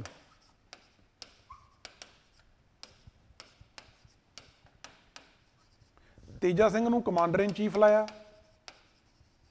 ਸਿੱਖ ਜਿਹੜੀਆਂ ਫੋਰਸਸ ਸੀ ਉਹਨਾਂ ਦਾ ਹੈੱਡ ਬਣਾਤਾ, ਇਹਨੂੰ ਚੀਫ ਬਣਾਤਾ, ਤੇ ਲਾਲ ਸਿੰਘ ਨੂੰ ਪ੍ਰਾਈਮ ਮਿਨਿਸਟਰ ਅਪਾਇੰਟ ਕਰਤਾ। ਠੀਕ ਹੈ ਜੀ, ਕਿਉਂਕਿ ਮਹਾਰਾਜਾ ਦਲੀਪ ਸਿੰਘ ਤਾਂ ਹਲੇ ਮਾਈਨਰ ਸੀ, 1838 'ਚ ਉਹਨਾਂ ਦਾ ਜਨਮ ਹੁੰਦਾ, ਤੇ ਇਹ ਗੱਲ ਆ ਜਿਹੜੀ 1845 ਦੀ ਆ, 7 ਸਾਲਾਂ ਦੀ ਉਮਰ ਸੀ ਉਹਨਾਂ ਦੀ। ਤਾਂ ਰਾਣੀ ਜਿੰਦਾ ਨੇ ਤੇਜਾ ਸਿੰਘ ਤੇ ਲਾਲ ਸਿੰਘ ਨੂੰ ਅਪਾਇੰਟ ਕਰ ਲਿਆ। ਜਿਹੜੇ ਲਾਲ ਸਿੰਘ ਤੇ ਤੇਜਾ ਸਿੰਘ ਆ, ਦੀਜ਼ ਵਰ ਕਨਵਰਟਡ ਸਿੱਖਸ। ਠੀਕ ਹੈ ਜੀ, ਇਹ ਮਤਲਬ ਕਿ ਓਰੀਜਨਲੀ ਸਿੱਖ ਨਹੀਂ ਸੀਗੇ, ਇਹ ਕਨਵਰਟਡ ਸਿੱਖ ਸੀ। ਇਹਨਾਂ ਨੂੰ ਇਹ ਹਿੰਦੂ ਰਿਲੀਜਨ ਨੂੰ ਬਿਲੋਂਗ ਕਰਦੇ ਸੀ, ਬਟ ਇਹ ਆਪਣਾ ਜਿਵੇਂ ਕਹਿ ਲਓ ਧਰਮ ਪਰਿਵਰਤਨ ਕਰਕੇ ਸਿੱਖ ਬਣੇ ਹੋਏ ਸੀ। ਪਲੱਸ ਇਹਨਾਂ ਦਾ ਬ੍ਰਿਟਿਸ਼ ਫੋਰਸਸ ਦੇ ਨਾਲ ਬਹੁਤ ਜ਼ਿਆਦਾ ਜਿਹੜੇ ਰਿਲੇਸ਼ਨ ਨੇ ਵਧੀਆ ਸੀ, ਉਹਨਾਂ ਤੋਂ ਜਿਵੇਂ ਕਹਿ ਲਓ ਇਨਾਮ ਵੀ ਪ੍ਰਾਪਤ ਕਰਦੇ ਸੀ। ਛੋਟੇ ਛੋਟੇ ਲਾਲਚਾਂ ਕਰਕੇ ਇਹਨਾਂ ਨੇ ਸਿੱਖਾਂ ਦੇ ਅਗੇਂਸਟ ਲੜਨਾ ਸਟਾਰਟ ਕੀਤਾ। ਤੇ ਇੱਥੋਂ ਆਪਾਂ ਦੇਖਦੇ ਹਾਂ ਕਿ ਇੱਥੋਂ ਉਹ ਸਿੱਖ ਫੋਰਸਸ ਦੇ ਵਿੱਚ ਜਾਂ ਕਹਿ ਲਓ ਸਿੱਖ ਅੰਪਾਇਰ ਦੇ ਵਿੱਚ ਜਿਹੜੀਆਂ ਸਾਡੀਆਂ ਚੀਫ ਪੋਜੀਸ਼ਨ ਸੀ ਉਹਨਾਂ ਨੂੰ ਉਹਨਾਂ ਨੇ ਅਕਵਾਇਰ ਕਰ ਲਿਆ। ਜੇ ਚੀਫ ਜਿਹੜੀਆਂ ਸਾਡੀਆਂ ਪ੍ਰਾਈਮ ਪੋਜੀਸ਼ਨਸ ਨੇ ਸਿੱਖ ਅੰਪਾਇਰ ਦੀਆਂ, ਉਹਨਾਂ ਦੇ ਵਿੱਚ ਇਹਨਾਂ ਬੰਦਿਆਂ ਦੀ ਐਂਟਰੀ ਹੋਊਗੀ। That means British government the entry Sikh umpire ਦੇ ਵਿੱਚ ਇੱਥੋਂ ਡਾਇਰੈਕਟਲੀ ਸਟਾਰਟ ਹੋ ਜਾਣੀਆਂ। ਤੇ 1845 ਤੱਕ ਪਹੁੰਚਦੇ ਪੰਜਾਬ ਜਿਹੜੇ ਸਾਡੇ ਇੰਡੀਆ ਦੇ ਗਵਰਨਰ ਜਨਰਲ ਸੀ ਲਾਰਡ ਹਾਰਡਿੰਗ, ਹੈਨਰੀ ਹਾਰਡਿੰਗ, ਇਹ ਨਵਾਂ ਇਸ ਸਮੇਂ ਤੇ ਇੰਡੀਆ ਦਾ ਗਵਰਨਰ ਜਨਰਲ ਅਪਾਇੰਟ ਕੀਤਾ ਸੀ। ਇਸ ਤੋਂ ਪਹਿਲਾਂ ਹੋਰ ਬੰਦਾ ਸੀ, ਉਹਨੇ ਡਾਇਰੈਕਟਲੀ ਇੰਟਰਫੇਅਰ ਨਹੀਂ ਕਰਨਾ ਚਾਹਿਆ, ਬਟ ਲਾਰਡ ਹੈਨਰੀ ਹਾਰਡਿੰਗ ਸੀ ਜਿਹੜਾ ਇਹ ਪੰਜਾਬ ਦੇ ਮੈਟਰਸ ਦੇ ਵਿੱਚ ਡਾਇਰੈਕਟਲੀ ਇੰਟਰਫੇਅਰ ਕਰਨ ਲੱਗ ਗਿਆ। ਤੇ ਇਹਦੇ ਬਾਅਦ ਜਿਹੜਾ 1845 ਤੋਂ ਲੈ ਕੇ 1849 ਵਾਲਾ ਸਮਾਂ ਗਾ, ਜਿਹਨੂੰ ਅਸੀਂ ਐਂਗਲੋ ਸਿੱਖ ਵਾਰਸ ਦੇ ਪੀਰੀਅਡ ਦੇ ਨਾਂ ਨਾਲ ਜਾਣਦੇ ਹਾਂ, ਐਂਗਲੋ ਸਿੱਖ ਵਾਰਸ। ਇਹਦੇ 'ਚ ਦੋ ਮੇਨ ਸਾਡੀਆਂ ਐਂਗਲੋ ਸਿੱਖ ਵਾਰਸ ਹੋਈਆਂ, ਜਿਹਦੇ 'ਚ ਛੋਟੀਆਂ ਛੋਟੀਆਂ ਬੈਟਲਸ ਹੋਈਆਂ। ਤੇ ਉਹਨਾਂ ਬੈਟਲਸ ਦੇ ਬਾਅਦ ਕਿਵੇਂ ਬ੍ਰਿਟਿਸ਼ ਗਵਰਨਮੈਂਟ ਨੇ ਪੰਜਾਬ ਨੂੰ ਆਪਣਾ ਹਿੱਸਾ ਬਣਾਇਆ, ਉਹਦੇ ਬਾਰੇ ਆਪਾਂ ਨੈਕਸਟ ਕਲਾਸ 'ਚ ਗੱਲ ਕਰਾਂਗੇ। ਤੇ ਅੱਜ ਸਾਨੂੰ ਜਿਹੜਾ ਆਪਣਾ ਵੀ ਮਤਲਬ ਕਿ ਮਹਾਰਾਜਾ ਰਣਜੀਤ ਸਿੰਘ ਦੇ ਬਾਅਦ ਕਿਵੇਂ ਪੰਜਾਬ ਦਾ ਜਿਹੜਾ ਸਿੱਖ ਅੰਪਾਇਰ ਸੀ ਉਹਦੇ 'ਚ ਕਿਵੇਂ ਮਰਡਰਸ ਹੋਏ ਨੇ, ਕਿਵੇਂ ਇੰਟਰਨਲ ਜਿਹੜੇ ਆਪਣੇ ਕੋਲੇ ਕੌਨਫਲਿਕਟਸ ਨੇ ਗੱਦੀ ਨੂੰ ਲੈ ਕੇ, ਪਾਵਰਸ ਨੂੰ ਲੈ ਕੇ। ਜੇ ਆਪਾਂ ਕਹਿ ਲਈਏ ਵੀ ਮਹਾਰਾਜਾ ਰਣਜੀਤ ਸਿੰਘ ਦੇ ਜਿਹੜੇ ਬੱਚੇ ਨੇ ਉਹਨਾਂ ਦੇ ਵਿੱਚੋਂ ਜੇ ਆਪਾਂ ਦੇਖੀਏ ਵੀ ਉਹਨਾਂ ਨੂੰ ਆਪਸ ਦੇ ਵਿੱਚ ਕੋਈ ਗੱਦੀ ਦੇ ਲਈ ਉਹਨਾਂ ਨੂੰ ਇੱਦਾਂ ਭੁੱਖ ਉਹਨਾਂ ਨੇ ਨਹੀਂ ਦਿਖਾਈ। ਪਹਿਲਾਂ ਖੜਕ ਸਿੰਘ ਨੂੰ ਬਣਾਇਆ, ਉਦੋਂ ਬਾਅਦ ਸ਼ੇਰ ਸਿੰਘ ਨੂੰ ਇਨਵਾਈਟ ਕਰਕੇ ਬਣਾਇਆ ਗਿਆ। ਠੀਕ ਹੈ ਜੀ, ਉਹਦੇ ਬਾਅਦ ਦਲੀਪ ਸਿੰਘ ਨੂੰ ਬਣਾਇਆ, ਦਲੀਪ ਸਿੰਘ ਦਾ ਮਾਈਨਰ ਸੀ, ਉਹਨੂੰ ਬਣਾਇਆ ਗਿਆ। ਮਤਲਬ ਆਪਣੀ ਮਰਜ਼ੀ ਨਾਲ ਉਹਨਾਂ ਨੇ ਗੱਦੀ ਦਾ ਲਾਲਚ ਨਹੀਂ ਕੀਤਾ। ਬਟ ਜਿਹੜੇ ਹੋਰ ਸਿੱਖ ਅੰਪਾਇਰ ਦੇ ਵਿੱਚ ਬਾਹਰੋਂ ਕੁਝ ਫੋਰਸਸ ਆ ਚੁੱਕੀਆਂ ਸੀ ਜਾਂ ਲੋਕ ਇਦਾਂ ਦੇ ਆ ਚੁੱਕੇ ਸੀ ਜਿਹੜੇ ਉਸ ਪਾਵਰ ਹੰਗਰੀ ਸੀ, ਜਿਵੇਂ ਆਪਾਂ ਕਹਿ ਲਈਏ, ਜਿਵੇਂ ਡੋਗਰੇ ਹੋ ਗਏ, ਧਿਆਨ ਸਿੰਘ ਡੋਗਰਾ, ਹੀਰਾ ਸਿੰਘ ਡੋਗਰਾ, ਜਾਂ ਸਾਡੇ ਸਿੱਖਾਂ ਦੇ ਵਿੱਚ ਹੀ ਕੁਝ ਹੋਰ ਜਿਹੜੇ ਸੰਧਾਵਾਲੀਆ ਸਿੱਖਸ ਦੀ ਆਪਾਂ ਗੱਲ ਕੀਤੀ ਆ, ਸੰਧਾਵਾਲੀਆ ਸਰਦਾਰਾਂ ਦੀ ਗੱਲ ਕੀਤੀ ਆ, ਜਿਨ੍ਹਾਂ ਨੇ ਬ੍ਰਿਟਿਸ਼ ਫੋਰਸ ਦੇ ਨਾਲ ਰਲ ਕੇ ਮਤਲਬ ਇਦਾਂ ਦਾ ਮਾਹੌਲ ਕੀਤਾ, ਕ੍ਰੀਏਟ ਕੀਤਾ, ਜਿਹਦੇ ਨਾਲ ਕੀ ਆ ਮਹਾਰਾਜਾ ਰਣਜੀਤ ਸਿੰਘ ਦੇ ਜਿਹੜੇ ਸਕਸੈਸਰ ਸੀ ਉਹਨਾਂ ਨੂੰ ਇਹ ਜਿਹੜੀਆਂ ਕੰਡੀਸ਼ਨ ਸੀ, ਸਿਚੁਏਸ਼ਨ ਸੀ, ਉਹ ਸਮਝਣ ਦੇ ਵਿੱਚ ਫੇਲ ਹੋਏ ਤੇ ਇਹਨਾਂ ਦੇ ਹੱਥਾਂ ਦੇ ਵਿੱਚ, ਉਹ ਡੋਗਰਿਆਂ ਦੇ ਹੱਥਾਂ ਦੇ ਵਿੱਚ ਕਹਿ ਲਓ, ਜਾਂ ਸਾਡੇ ਸੰਧਾਵਾਲੀਆ ਸਿੱਖਸ ਦੇ ਹੱਥਾਂ ਦੇ ਵਿੱਚ ਕਹਿ ਲਓ, ਜਾਂ ਕਹਿ ਲਓ ਬ੍ਰਿਟਿਸ਼ ਫੋਰਸਸ ਦੇ ਹੱਥ, ਇਨਡਾਇਰੈਕਟਲੀ ਬ੍ਰਿਟਿਸ਼ ਫੋਰਸਸ ਦੇ ਹੱਥਾਂ ਦੇ ਵਿੱਚ ਕਿਵੇਂ ਉਹ ਪ੍ਰੇ ਦੀ ਤਰ੍ਹਾਂ ਫਾਲ ਕੀਤੇ ਤੇ ਫਾਈਨਲੀ ਜਿਹੜਾ ਸਿੱਖ ਅੰਪਾਇਰ ਆ ਉਹ ਖਤਮ ਹੁੰਦਾ ਤੇ 1845 ਤੋਂ 49 ਦਾ ਜਿਹੜਾ ਸਮਾਂ ਐਂਗਲੋ ਸਿੱਖ ਵਾਰਸ, ਇਹ ਆਪਾਂ ਨੈਕਸਟ ਕਲਾਸ ਦੇ ਵਿੱਚ ਇਨ ਡਿਟੇਲ ਡਿਸਕਸ ਕਰਾਂਗੇ, ਕਿਉਂਕਿ ਜਿਹੜਾ ਆਹ ਚੀਜ਼ ਤੁਹਾਨੂੰ ਸਮਝਾਈ ਹੈ ਪੇਪਰ ਦੇ ਵਿੱਚ ਸ਼ਾਇਦ ਡਾਇਰੈਕਟਲੀ ਨਾ ਪੁੱਛੀ ਜਾਵੇ, ਬਟ ਇਹ ਇੱਕ ਬੇਸਿਕ ਅੰਡਰਸਟੈਂਡਿੰਗ ਸਾਨੂੰ ਪਤਾ ਹੋਣੀ ਚਾਹੀਦੀ ਆ ਕਿ ਜਿਹੜੀਆਂ ਐਂਗਲੋ ਸਿੱਖ ਵਾਰਸ ਹੋਈਆਂ ਨੇ ਉਹਨਾਂ ਦਾ ਬੈਕਗਰਾਊਂਡ ਕੀ ਸੀ, ਕਿਵੇਂ ਉਹ ਹਾਲਾਤ ਬਣੇ, ਤੇ ਐਂਗਲੋ ਸਿੱਖ ਵਾਰਸ ਪੇਪਰ ਦੇ ਵਿੱਚ ਪੁੱਛੀਆਂ ਜਾਂਦੀਆਂ ਨੇ, ਉਹਨਾਂ ਨੂੰ ਆਪਾਂ ਨੈਕਸਟ ਕਲਾਸ ਦੇ ਵਿੱਚ ਇਨ ਡਿਟੇਲ ਆਪਾਂ ਪ੍ਰੋਪਰਲੀ ਡਿਸਕਸ ਕਰਾਂਗੇ। ਤੇ ਚਲੋ ਨੈਕਸਟ ਕਲਾਸ 'ਚ ਮਿਲਾਂਗੇ ਜੀ। Thank you very much.